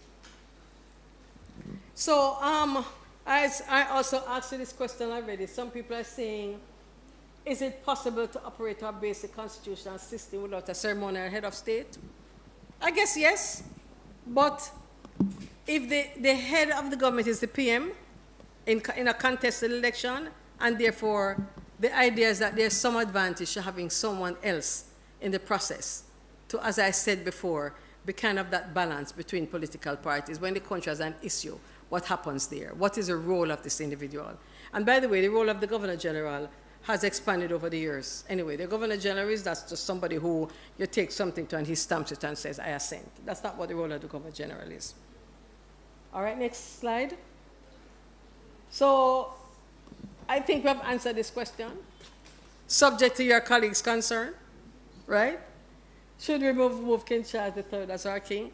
And remember, we won't be the only country that has done it, right? And it's not that we're following anybody. It's just that at this stage in our history or cultural advancement, that as a country, we need to make certain decisions for ourselves. And for ourselves, it's not the political parties that are going to make that decision, it is the people. Because I said to you, if the Jamaicans don't go out and vote and say no to the king will remain the king of Jamaica. And this process is, I don't think this process is going to happen again for now. If we go to the people and the people don't, either you don't vote, either you don't say, and you don't say anything, because you say, well, I'm a student, this really doesn't concern me. I spoke to a young lady this week and she said, I asked her if she's going to vote in the next elections, and she said, what's the point? That's what she said. She said, what's the point? But basically, she's saying, my one vote can't change anything, but your collective votes can change something. Even the notion that you can have a say, remember, this is a democracy, not a dictatorship. We don't live in a dictatorship. We live in a democracy. People choose who they want to govern us. And somebody's going to win and somebody's going to lose. You have a race, everybody don't come first. Somebody's going to win, somebody's going to lose. But at least you are part of the race. You don't come out of the race because you think you're not going to come first. That's not the way it works. That's not the way life works. But you are a part of a system and you have the opportunity to make a decision. Utilize the opportunities given to you. All right, I'm coming down now. Next slide, please. All right, so I'm going to, you can continue. I'm changing the slides. We did that already. We spoke about our Governor General, and hold on here. So the other side, I just wanted to, the other one. Right. So I just wanted to give an idea of some of the things that your Governor General does right now. For example, he makes appointments. The PM, the leader of the opposition, and we know that the Governor General really is not going to say, no, I don't want you, Honorable Andrew Holness, to be the Prime Minister, right? That's not the way it works. But he swears them in, right? So they have to be sworn in. He also swears in the Chief Justice and the President of the Court of Appeal, and these are very important positions in this country as well. We may not know this, but he does have meetings with the Prime Minister of Jamaica and members of the cabinet as well as the leader of the opposition. So he has a vital role to play right now in terms of all this discussion and dialogue. The notion of assenting to bills. If you were to just Google how laws are passed, you will know that before the law is passed, the Governor General has to agree. And it says assent. So the word assent, to agree. Okay? And he is chairman of the meeting of the Privy Council, which is a local Privy Council that we have here. He exercises the prerogative of mercy, which means he can pardon people. And he's also briefed by the Chief Justice and the Chief of Defense staff, which is your JDF, right? You have a question? Oh, next slide. All right, he does community outreach, supports other organizations, parish tours, etc., so that the Governor General knows what's going on in the country. And of interest, I put that one there. UTEC is University of Technology, right? So he's a visitor of a UTEC, and all that means is, at UTEC, if there are internal disputes regarding any of the laws at UTEC or disputes between staff or student and staff, the Governor General hears those appeals. He's a visitor. That's what you call that role. So he actually hears those appeals. The University of the West Indies also as a visitor, but it's not the Governor General. All right? Next slide, please. All right, so you can move on. Next slide. All right, so again, should we have a formal or ceremonial head of state? And the difference between those two is, do you want someone who can make critical decisions, not usurping the role of the Prime Minister, and what decisions should those be? Or do you just want someone who is there, who is, attending functions, swearing in persons, etc.? And as I said before, the role of our Governor General has expanded over the years. What do you think? So if we are going to have a president, because remember, you have to pay the president, you have to pay the president's staff, right? You have to do all of that. And by the way, those of you who would have listened to, when you were following the Meghan and Harry story, you would notice that the monarchy in England, they have, it's like they have their own system around them. It's like an empire by itself. They have their own staff. So, because they operate outside of the parliament. Now, in Jamaica, the Governor General's office, he also has his own staff. He's at King's House. So, when you bring in a president, you're not just bringing in somebody who you're going to name as a president. That person will also have some kind of national stature that is representative of the people. So when we ask ourselves, what should the president do, we're also going to think about that. but it also has to be practical and it must make sense. So we're not creating rules for people. We are creating rules and we are creating systems that are sustainable for our country going forward. Whatever we do in this process should last us for the next 100 years.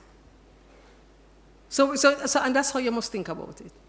You must think about it that we are going through this process, and whatever we end up with should last us, that we don't have to do it again.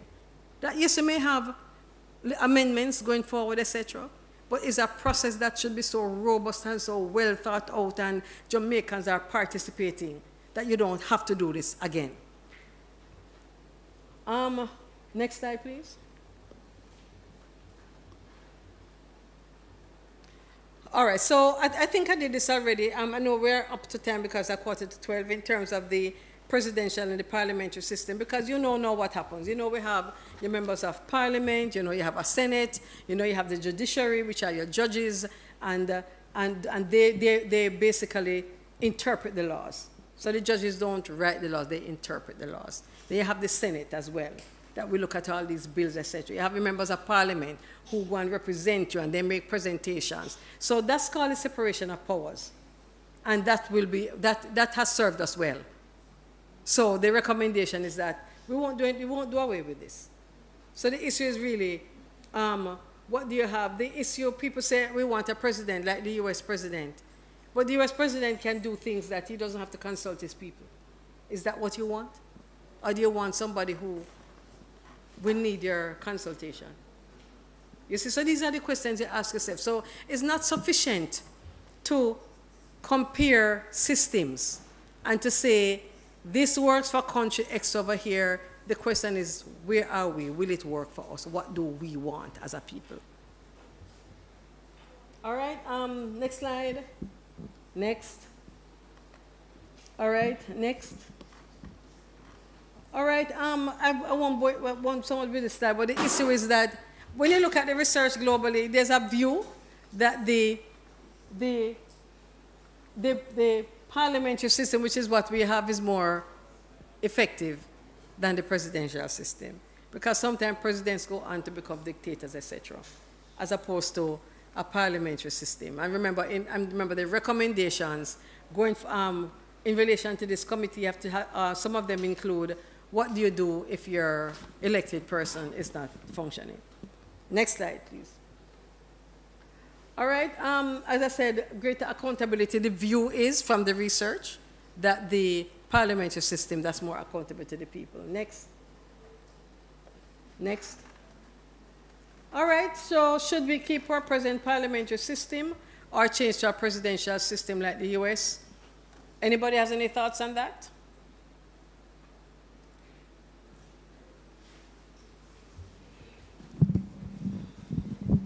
Okay, so I would say no, because the laws that are in our country, well, if we improve them, for instance, it will, and our citizens can follow them, it will make us a better country.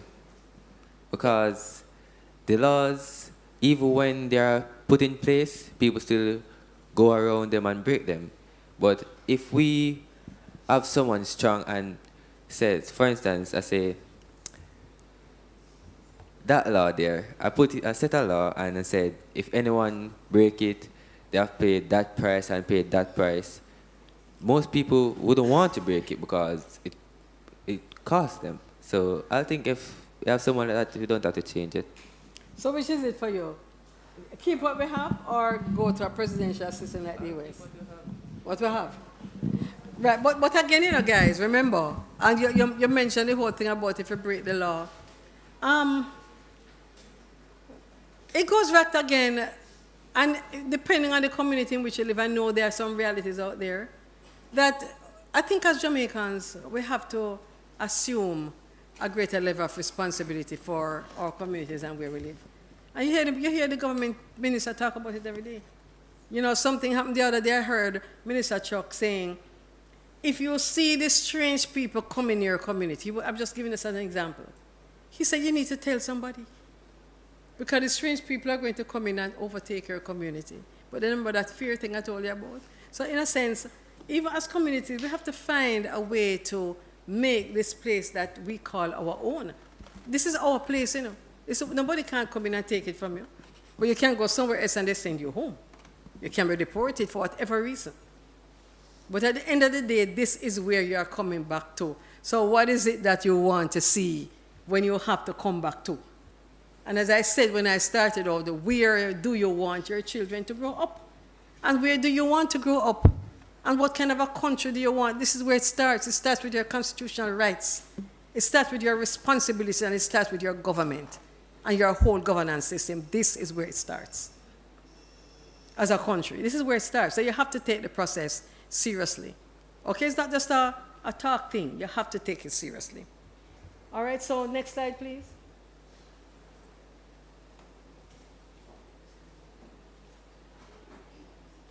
All right, go ahead. I think I can skip this because we did this already. Go ahead. All right, stop there. So just quickly, just this diagrammatic representation here. Your executive, you enforce the law. Your legislature, you're responsible for creating the laws, and your judiciary interprets and applies the laws on an individual basis. Right? So that's how you can express the separation of powers. Next slide, please. All right, so next. I mean, I said all of this already. That's why I'm going. Next. Next. Next. All right, and I think you have also answered that question. Should the separation of powers principle be strengthened? If so, and how? And I think your colleague there also gave some suggestions, right? Because sometimes there are little overlaps here. The judiciary is truly independent in terms of when a judge adjudicates in a case. The judge is looking at what is before him or her. The judge is not concerned about necessarily who is there. The judge is looking at what is in front of him or her and the evidence, etc. And the judge will then make a ruling. All right, so that's the end of my presentation, and I'm going to ask Mr. Boswell to come back and have some more conversation, and I'll be here to also answer your questions. Thank you so much.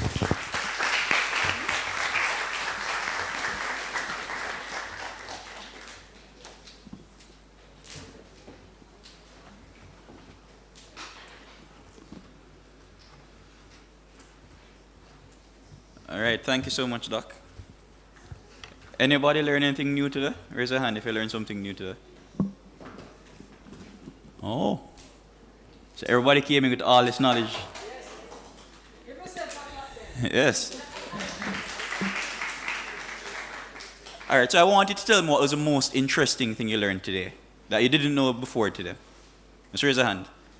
Or I'm going to have to come back into the audience and walk with the mic to get you to talk. I see people looking in their brain now, thinking about what they learned today that they didn't know before. Can we hear from the Calabar? I don't think we've heard from Calabar since morning.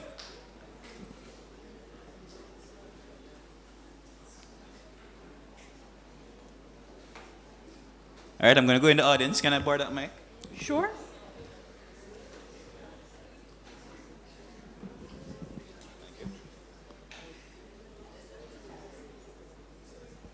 This morning when I came in, I went over and I asked which school was this. And I was told the Calabar. So I expect the Calabar to represent no. Imo talk, all right. Mike is yours. All right, sir. So we'll learn about the Constitution, how we want to change to our own way, or like we want to move from under the monarchy. But none of us really learn like the real advantages we'll get from this, like if there's going to be a better economy or more advantage in employment. So I would like to know like the advantages we actually get. Doc, I hope you're listening to that. Doc, you want to respond to that? Sorry. He wants to know the advantages. Of what? Okay, thanks. So, remember, the issue of the Republic is about the people, right? So in a sense, what we have now is also about us. So on a daily basis, you don't hear about the king. In fact, on a daily basis, you don't even hear much about the governor general. You hear about the government and we complain, and when it's election, you know how the election goes, and it's exciting, and then sometimes it ends up in violence. But the issue with the republic is that it is the people in whom the powers are vested. They say the people who have the power to make the decision, and that's why in this entire process, you hear discussions like, should, for example, a prime minister have more than 2 terms, for argument's sake? So, Honorable Andrew Holness, for example, should he be able to serve more than, say, 8 years? If each term is 4 or 5, or it's 8 or 10 years, should he be able to serve more than that? Those are discussions. For example, in the US, you can't have, I think you have to have 2 terms. So you have to change the president. Is that what we want for Jamaica? Will that serve us? Is that what we want? And if that's what we want, why do we want that? So even in this process, for example, is it that people say, we want to be able to elect the president, which means that you're going to go to the polls twice. So you could end up going to the polls twice in maybe a 10-year period, because you are now going to go to a general election, you're going to vote for your MP, which means that you end up voting for a party, and then that party chooses the prime minister. Do you want another election again, where you go and you now vote for the president? And if you are voting for the president, how do you even get the names of the persons who you should put up for the president? So these are questions, but these are questions that the people of Jamaica, need to respond to. And all that information, all those recommendations will be put to the people before we go to the referendum, because people want to know. So that's why we are saying it's not just about King Charles is no longer king of Jamaica, you don't have a governor general that represents the king. Because I think in Barbados, the former governor general became the president, right? People are saying in Jamaica, they don't necessarily want that. So Jamaicans are actually talking, and we want to hear your voice. But that's really the basic difference. It's people-centered in terms of the republic. But you can also Google it. People have asked, is there a real benefit? The same question you asked. People have asked the question. So maybe you can Google it. What's the difference between, what's the difference with Barbados now? What's the difference with Guyana? What's the difference between Dominica? What's the difference? Because you have other republics in the region. So you can also find out that information for yourself, because then that will inform your views about how our system should work. So we all agree, I think, from this discussion so far, right, that we don't need a king of Jamaica. So I think we have that. So if you don't have a king of Jamaica, then what else do you have? Are you going to have a prime minister alone? I get the feeling that you're saying you want your prime minister, but you still want a president. Somebody else who is going to replace the governor general, replace the king. So what is that person going to do? People ask, how is it going to affect the price of bread? People ask those questions, And those are real questions to ask. Real questions to ask. All right, so also always think about it. Don't allow, so I'm up here telling you all these things, is not to push anything down your throat, because you can think for yourselves, right? You can think for yourselves. In the future, you're going to be doing what Sojourner and I are doing, maybe in other areas, because you have learned to think for yourself.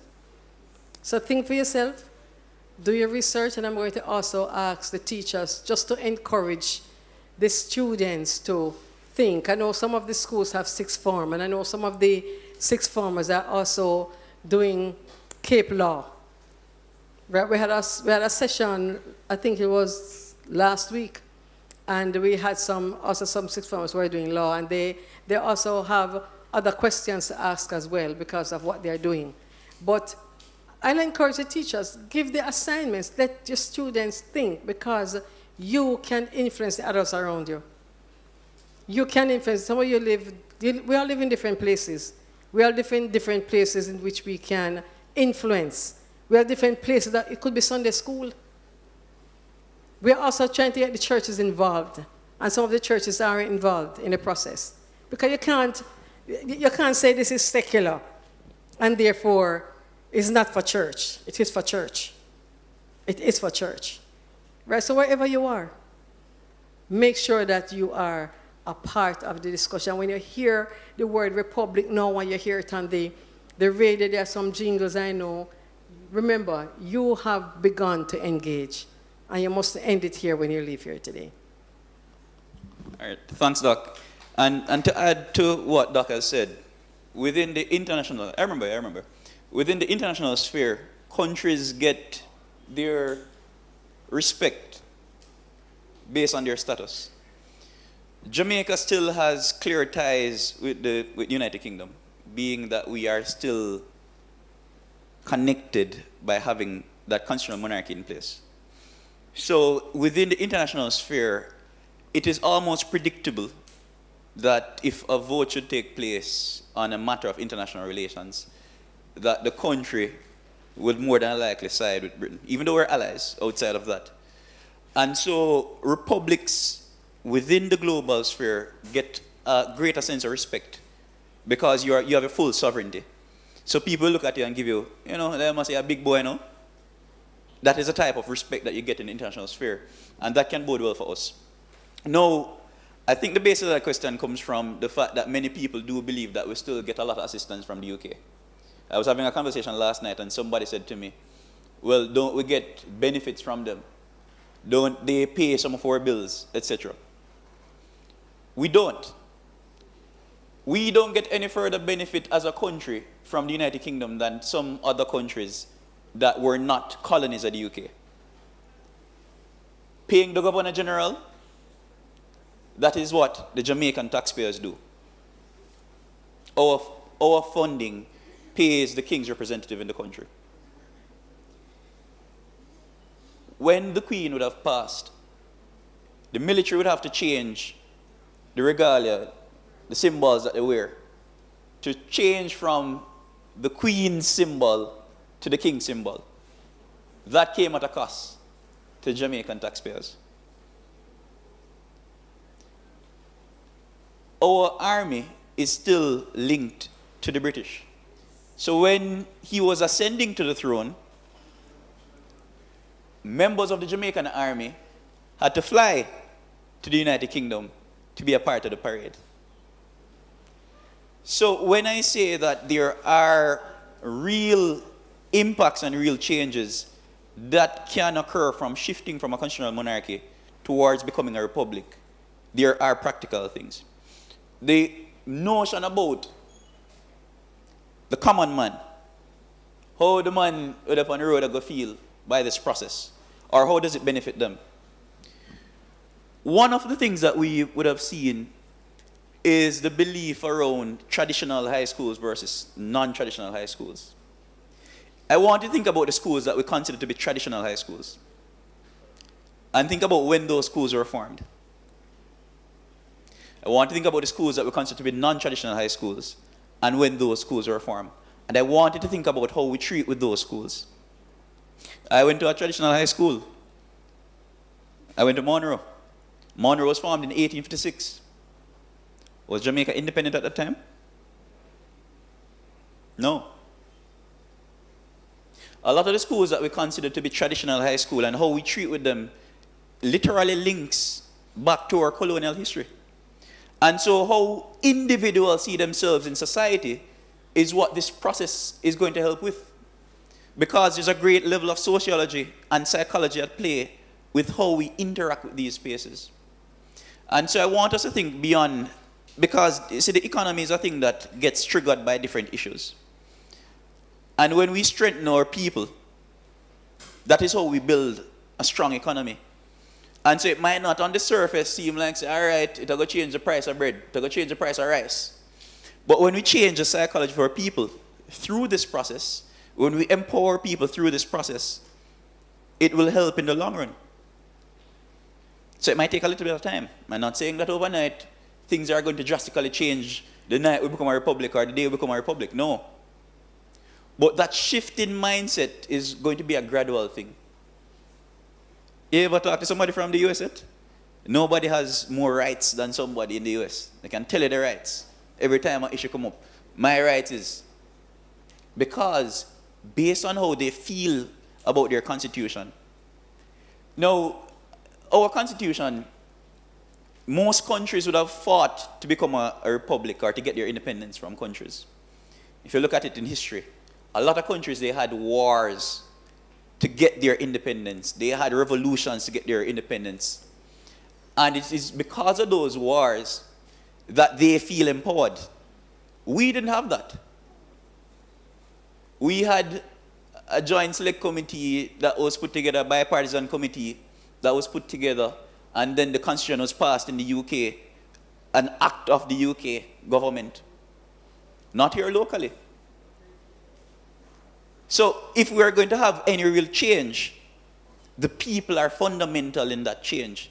So to answer your question in short, we might not see the effects of it tomorrow, but over time we can see it take place.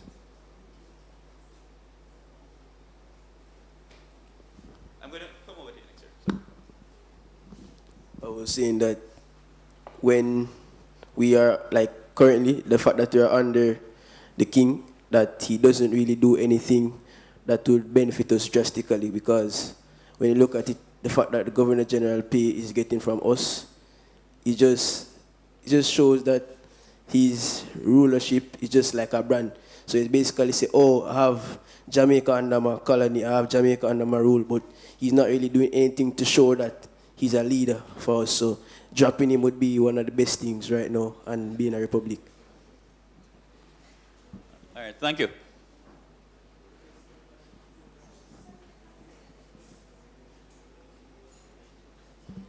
Afternoon.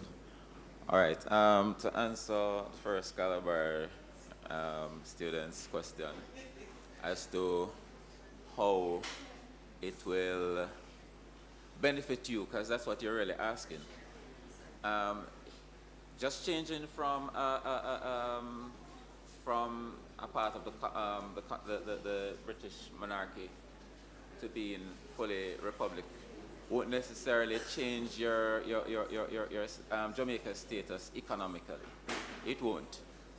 What it does for you now, because you're all young men, still under your parents' guidance, you're still in your parents' house. What it does is that now you're now becoming a big man, so you move out.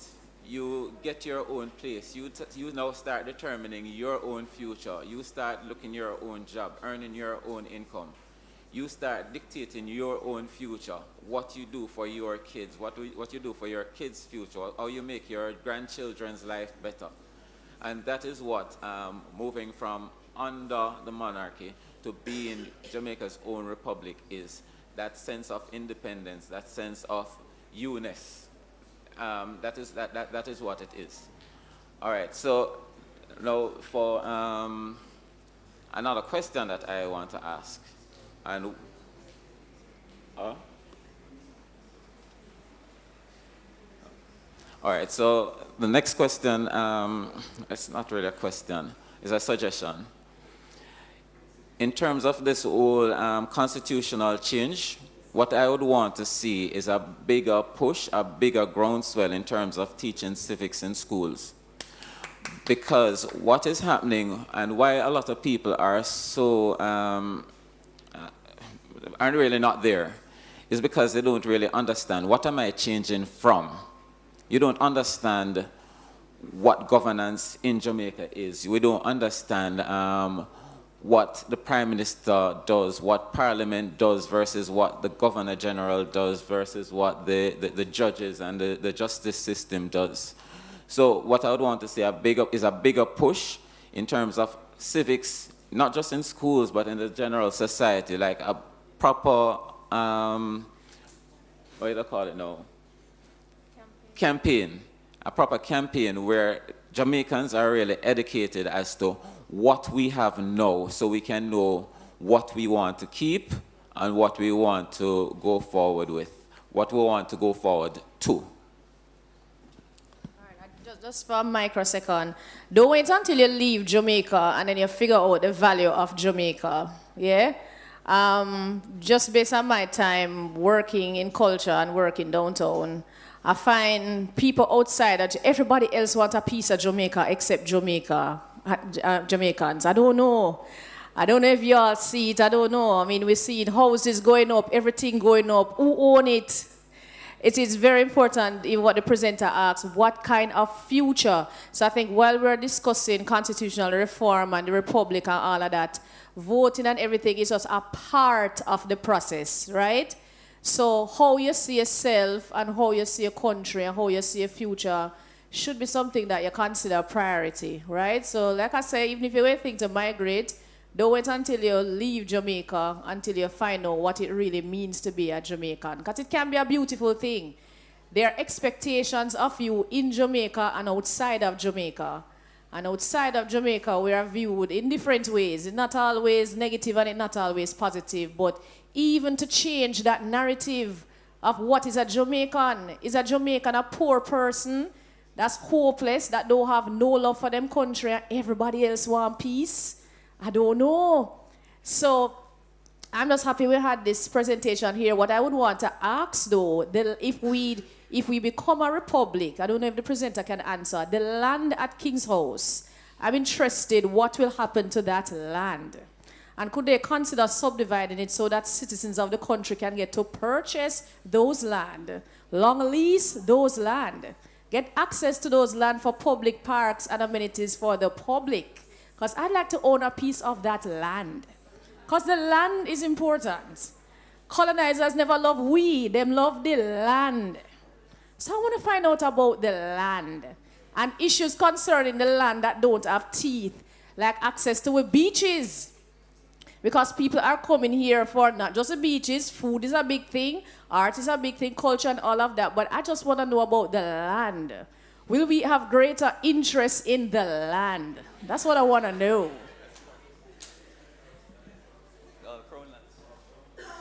Yes. Doc, you want to take that one first? So, interesting question about the land. All right, so first let me answer the King's House one. I don't have an answer for you. But clearly, remember, the president will have to live somewhere as well, right? So I'm not suggesting that's where the president will live. So I actually don't have the answer to you for that. In relation to land, people have been asking the questions because because you must remember, part of the high level of landlessness in this country is part of our history.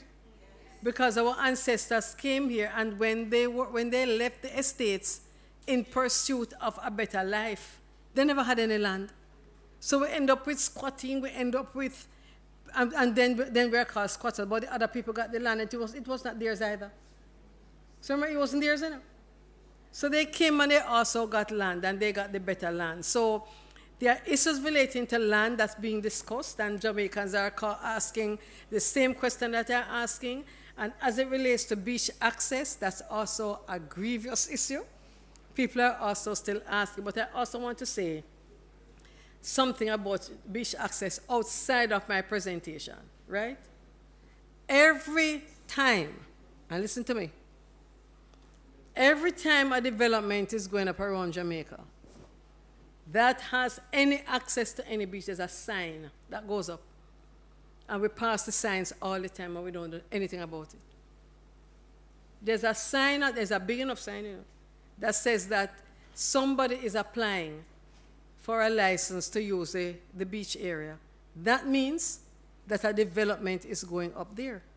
We see the signs and we do nothing and we complain. But the law allows you to make representations regarding your rights. So again, it actually goes to what rights do you have and what do you know what you have? So, and in a sense, again,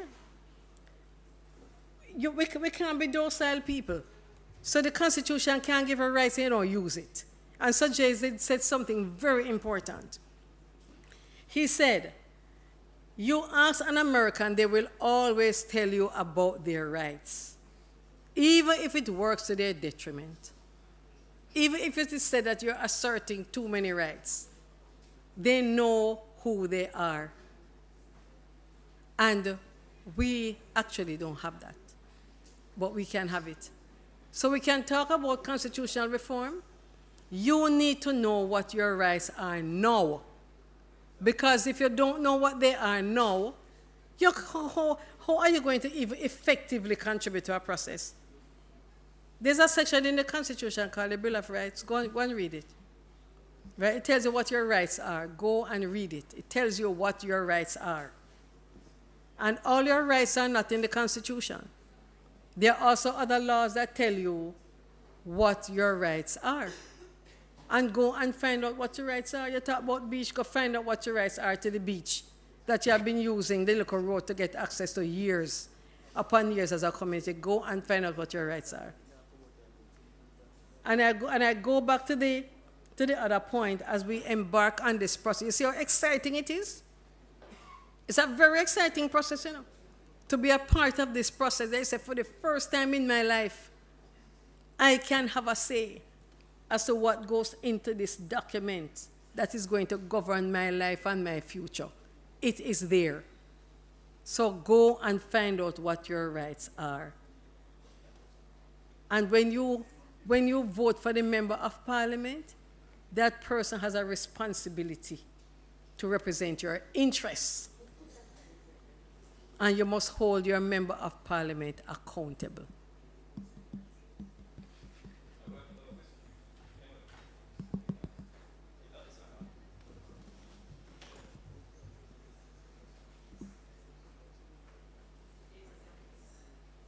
Morning, Mrs. Davis.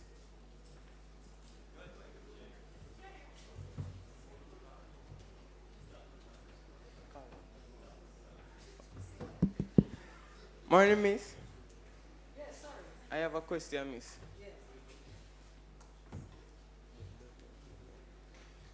So I want to know if, like, the Privy Council is our final court and it's overseas and not in the country, if we need a visa to go to the Privy Council. Well, you know, yes, you need a visa to go to the UK. As a matter of fact, I don't know if you can help me out on this one. I know that recently some countries were removed from the list of countries that need a visa. We were not one of them. All right, we still have to join the line. And let me also say, we also need to ask ourselves why. So when I ask, you know, what are your rights? What do you want to see for your country? Who is a Jamaican? What do you want? We need to answer those questions. And in this process, you can say to the two parties, this is not a JLP process, you know, or a PNP process. This is a two-party process. It's a Jamaican process. It's a Jamaican people process. So even the voting for the referendum will not be done when you go to general election. That's a totally different thing. Because we have to separate it. We have to make people understand that when you go to vote for whether or not you want to be a republic or whether or not you want to retain the king, it has nothing to do with whether you are green or orange. Nothing. It has to do with you. And you have to see it that way. So you're not going to go to the polls. Those of you in here who will be able to vote at that time. So when you go to vote for your member of parliament, that is the time you're going to vote for whether or not you keep the king or not. That's not going to happen. It's a totally separate process that you have to disengage from the colors and engage as a Jamaican and what you want now.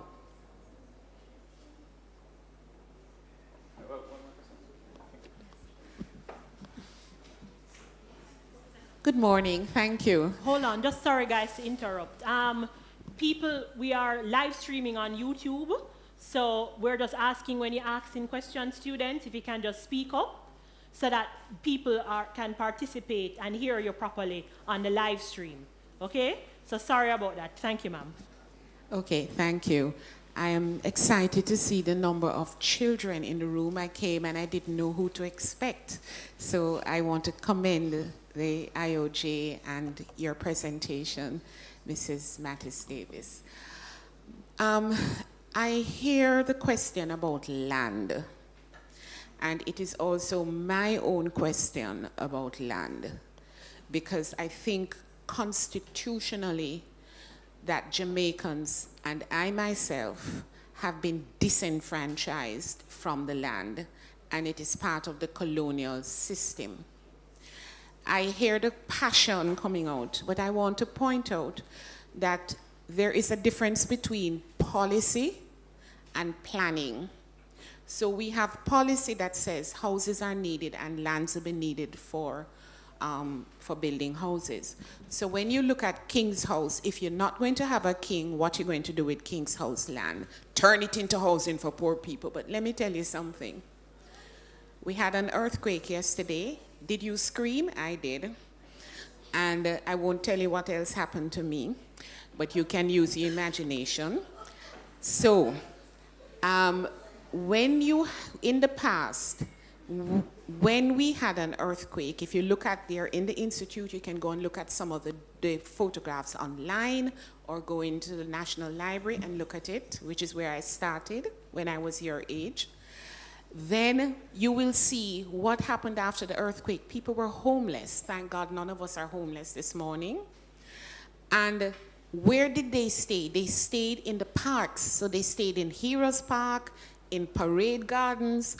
And if something happens because of how the nation has been built out, you're going to need the King's House land to go and stay there as refuge. So let us not begin to look at King's House land and say, because we don't have no monarch, we're becoming a republic, and I need a yard or a house, then we're going to build up King's House. Let us begin to plan the city in such a way that we have places of refuge so that when things happen. Where is the land? My land, Debaka country. I grew up, I'm 70 years old, and I remember when I was your age, we used to go to the hills of St. Anne, where my grandmother had 10 acres. She's now passed. It went to the 5 children, my mother being one of them, and only one family member is there. And we don't have a title, and the government is telling me that I can't get the land because I don't have a title and I must pay a surveyor. And that's a colonial law, and that is what we need to change in the Constitution. And my question is the Constitution looking at ordinances and statutes and all these other things in addition to the issuing of title? So everybody here have some uncle, auntie, grandfather, and great-grandfather back a country who have piece of land, and that is where the house is supposed to be built. That is where you are supposed to be setting up your hotel and your bed and breakfast and doing it. But what is happening is that we have been disenfranchised from the land because of the 1958 Beach Access Act and the 1956 Town and Country Planning Act, and all these things which leave out black people as Jamaicans, even as they did it in slavery. Are you dealing with that issue as a constitution reform? Thank you. All right, so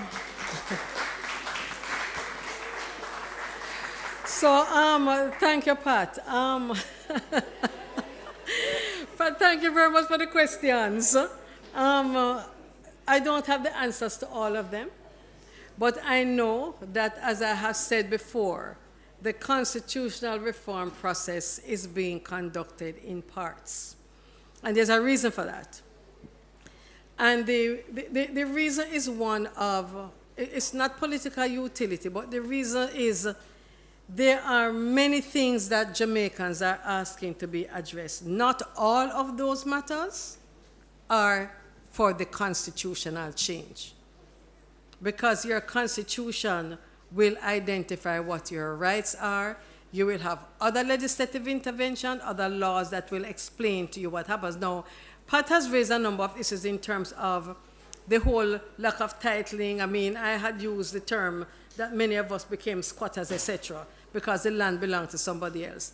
Pat, I cannot speak to your particular situation, but I know that currently, and I stand corrected on it, that I know, as far as I know, that the government, through the NLA, is seeking to have persons get titles to their land, but there's a process in terms of how you claim rights to those lands that were ancestral lands. And all ancestral lands mean, colleagues, is the lands belong to your relatives.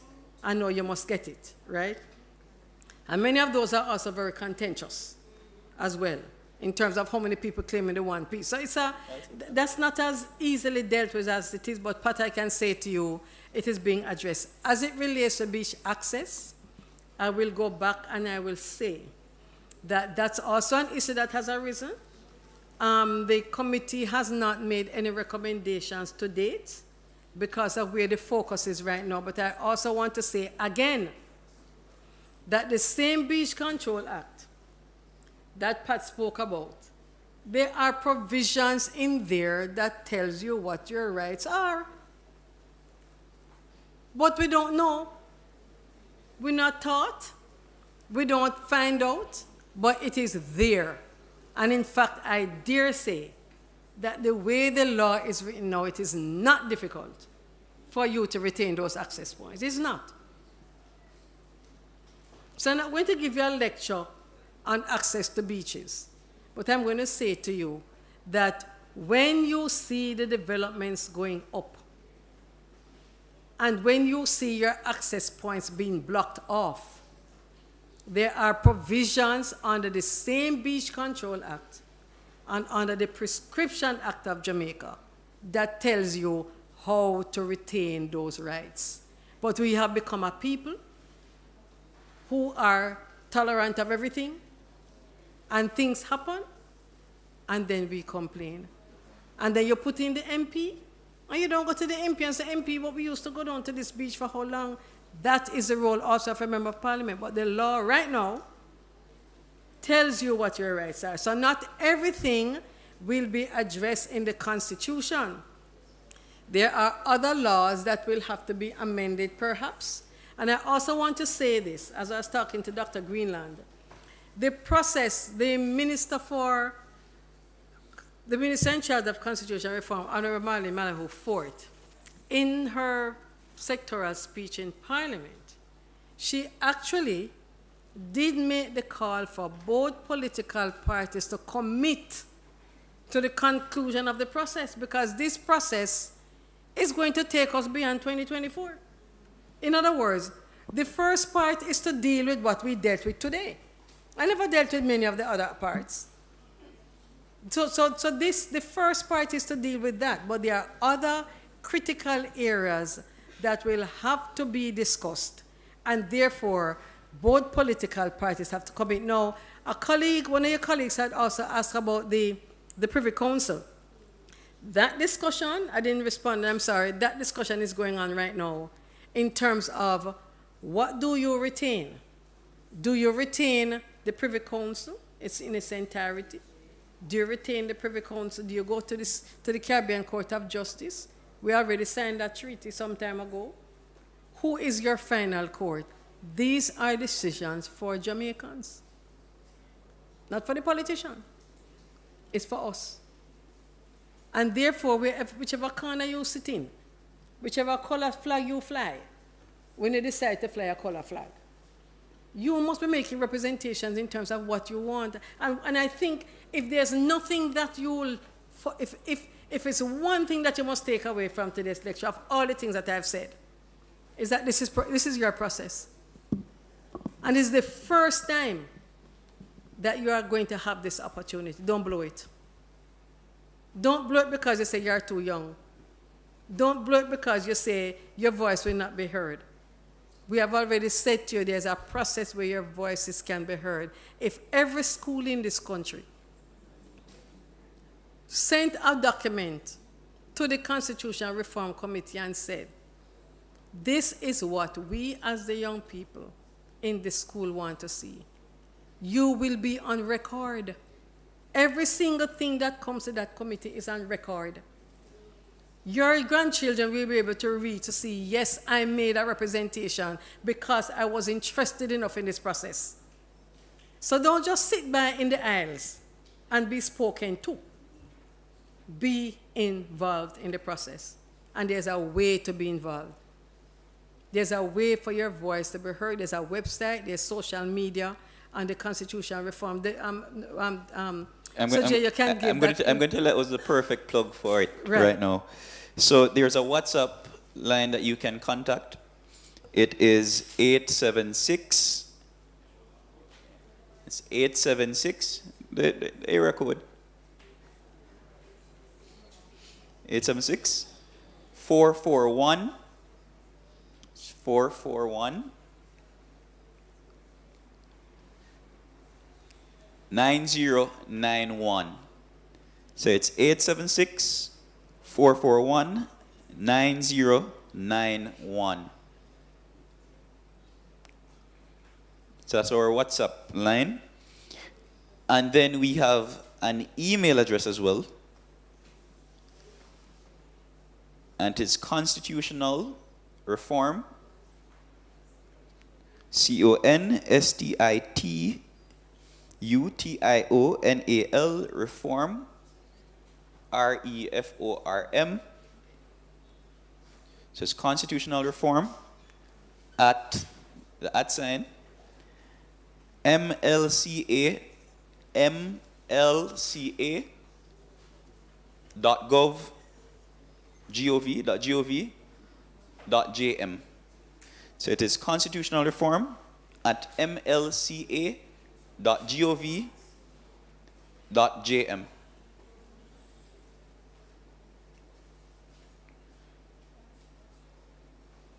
And we have, of course, we have an Instagram page for those of us who use Instagram. It is Road to Republic JA. Road to Republic JA. It's ROADTOREPUBLIC JA. Road to Republic JA. And the pages are monitored. So put in your comments. But teachers, I'm really going to encourage you. I'm really going to encourage the teachers here to have your students deliberate, think about it, and just, if it's even one page, and send it to the Constitutional Reform Committee. You can send it to the email address that's Sajay. And if you want to be heard, you indicate that you would like to be heard. If it means that you're going to take 2 or 3 of your students with you, do it. You have an opportunity, do it. All right, everyone. I know we need to soon, get out of here. But Mrs. Davis-Mattis, I just have one question from online, from Ms. Parchment. She was asking, why does the Governor General only oversee aspects of UTech and the other universities? I'm not sure. Okay, so I'm not clear on the question, but UTech has an act. So there's a University of Technology Act. Universities have internal appeal processes. In the case of the University of the West Indies, we always had a visitor as well, that's with a capital V. And that person can do many things. That person can come in and inspect your buildings. That person, as I said, hears appeals from staff and students in regard to the rules of the university. Because universities have laws outside of the laws of the country. In the case of the University of the West Indies, the visitor was actually the Queen herself. And the visitor would have been the king. But what the University of the West Indies did, the university went ahead and amended the charter and removed the presence of the monarch from the university, and now we have a regional person who resides in Trinidad and Tobago, a former judge of the Caribbean Court of Justice. In the case of UTech, the Governor General is the named person in the act. So I would suppose that in the constitutional reform process, because there'll be no Governor General at the end of the day, if people vote that way, then that section of that act will be amended, because there'll be no Governor General to be the visitor.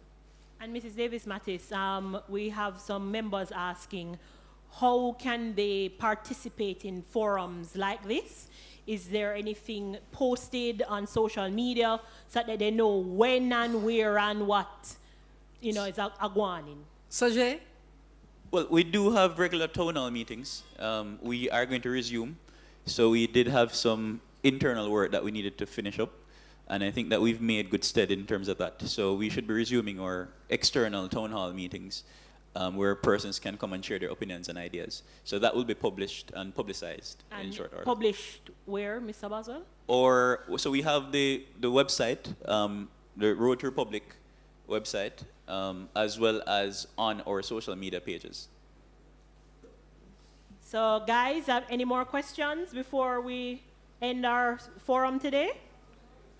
You guys good? Yeah, man, I realize everybody's answering no. When we were saying good morning, everybody was kind of a bit silent, but now everybody ready to answer. All right. Well, I mean, our speakers will stay back for a little bit. So if you guys know someone who's a little shy, you can still pounce on them and ask, all right? So, guys, we're just going to close now. I'm going to invite our education officer, Ms. Stephanie Rose, to give the closing remarks. And before you come, from Sojourn, I really want to say thank you for sitting and listening to us. And I'm trusting that you will engage. On stage? Thank you, Mrs. Mills. Yeah, YouTubers can't see. Hello, everybody. Good morning again. Wow, this was a very interesting presentation today. I know this topic has been on a lot of, everybody's mind since the thought of it in Parliament. I think it was in 2022 when our Prime Minister spoke about it, and he also said hopefully by 2025 we should be a republic. So hopefully that will happen.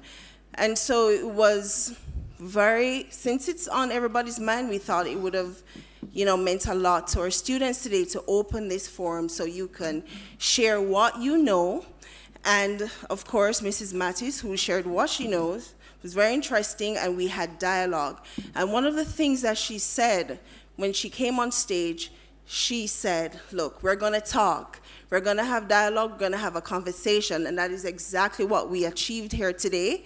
So, Mrs. Mattis, we'd like to thank you for your speech, for sharing your helpful comments, and please give her a round of applause again. And most of all, we'd like to thank you for your time. We're really grateful, and we appreciate what you have done today. Also, thanks to Sanjay over here, Mr. Boswell. On behalf of the Institute of Jamaica, thank you for your meaningful contribution being our moderator today. And I didn't know that you were so close by. He works at Grace Kennedy, and he's also a Musgrave awardee, I think in 2022? Right, so let's give him another round of applause. And thank you to our students. Give yourselves a clap, man. Knox College is here. Calabar is here today. Thank you to the Salvation Army School for the Blind. They have already left. And Alphonsus Davis High School. You're coming from where again? Clarendon. Let's give them thank you for being here today. And our teachers, we could not have done this without you. And I have to emphasize, thank you for your time being here. We appreciate it. This is what we do at National Museum Jamaica. Our education unit is actively working, bringing educational programs like this for you to share what you know, open your critical thinking. And I'm sure Mrs. Mattis did that today, as well as our moderator. Please call us at 922-0620, extension 253. We have, throughout the year, we have our CSET lectures for you to be a part of. We welcome tertiary students, high school students, primary school students to take part in our educational programs. And this is what we're here to do. And again, thank you, Mrs. Mattis. Love you. Thank you, Alexis, for bringing this topic to the forefront. And I'm sure everyone enjoyed it today. So give us a call. We're more than happy to serve. Call the Institute of Jamaica. Thank you, and enjoy the rest of your day. All right, guys. So thanks again. Thank you, Dr. Greenland, our director, and staff of the IOJ and NMJ for coming out. So again, thank you, guys. I know you waited patiently, and we ran over a little bit. So we really appreciate it. Thanks everyone who logged in on YouTube. Big up yourself, Ms. Parchment, who was participating. So guys, now we just would like to invite you for some light refreshments outside. So if you can just, in your orderly lines, please enjoy what we have outside. All right, guys? And big up on yourselves.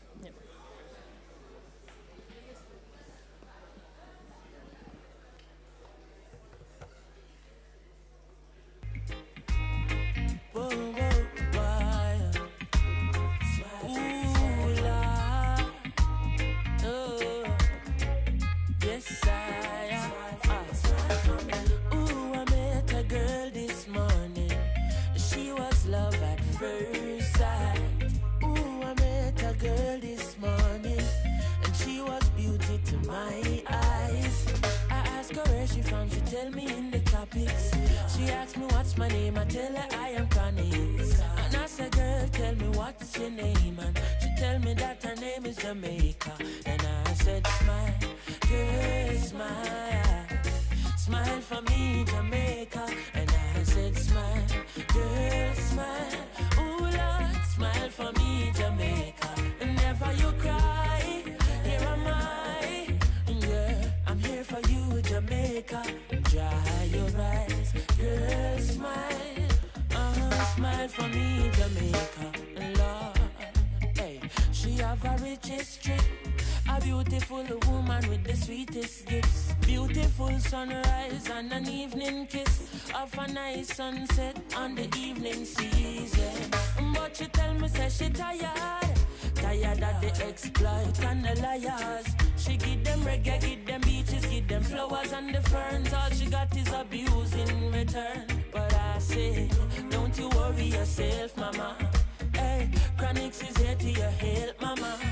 Ooh, I said, no worry yourself, mommy. One thing me, I beg you do for me.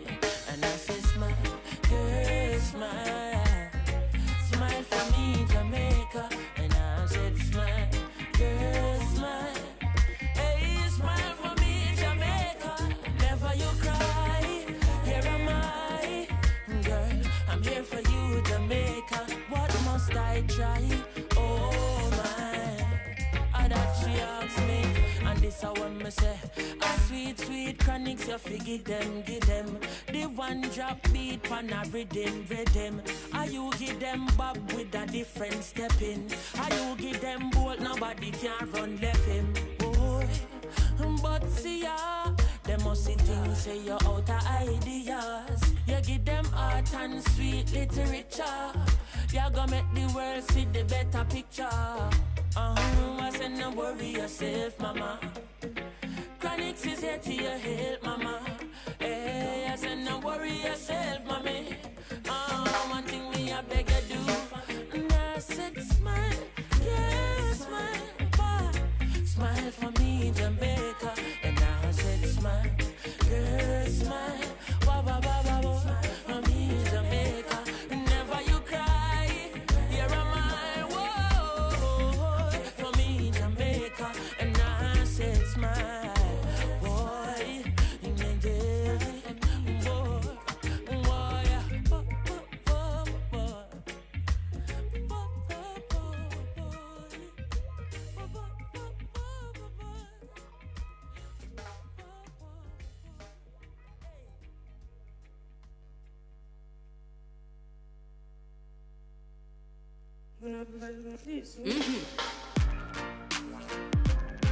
Frankie music.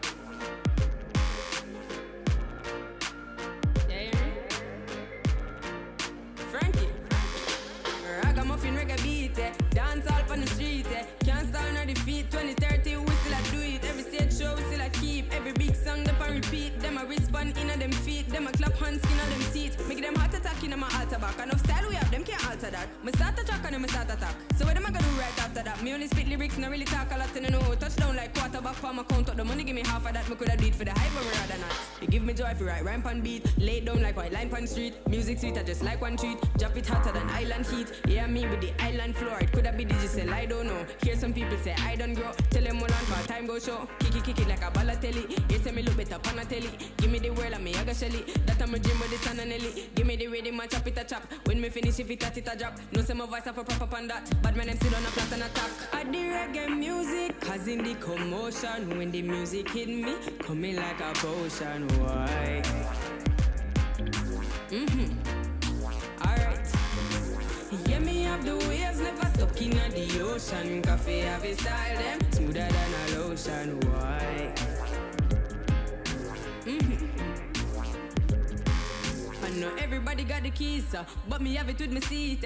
Give Caesar what for Caesar, give the youth them a feature. What I go on to Jamaica, Parliament on the paper. Forget the youths and the cater, that's why the country not safer. Here say the guns them pile out here, here not much make a smile out here. Here say the youths them wild out here, money can't run for a mile out here. here, see the government vile out here. Get a tears long with an Nile out here. Youths are turning a last file out here. That's why them send for a child out here. Me humbly know, but me hype on the beat. Look out for coffee, me life on the street. Me have 5 feet, but me sharp like teeth. Coffee me name, so I'm bound with heat. Me take the heat, I'm a melt with the ice. In a politician, I'm them start pay price. Juvenile, my tone off like plain rice. Go for any politician when I play nice. I do reggae music, cause in the commotion, when the music hit me, coming like a potion. Why?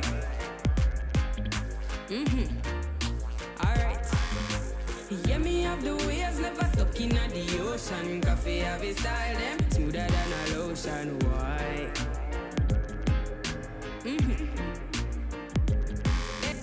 Tell them to circle that eat ya hot like a cake. We culture strong like a leather. Pound Wally B with the cheddar. Music a shot like a matic. Traffic a block when we at it. We not soft like a TC, so ask them now what the issue.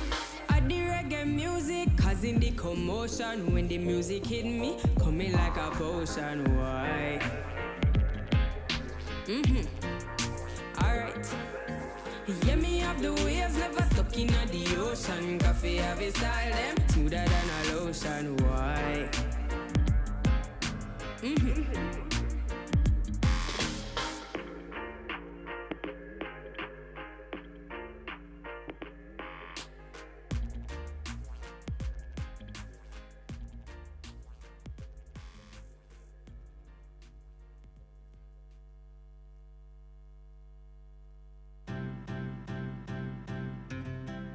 It may only be another minute.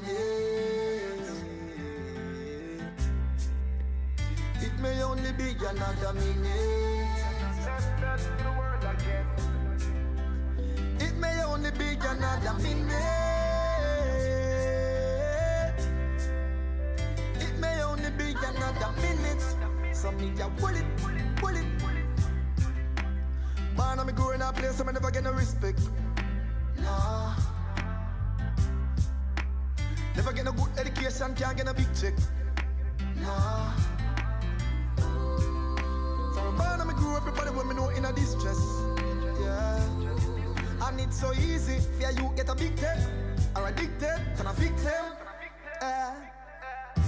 And enough man hold it out, cause them couldn't hold it out. And enough man sold it out, cause them couldn't go without.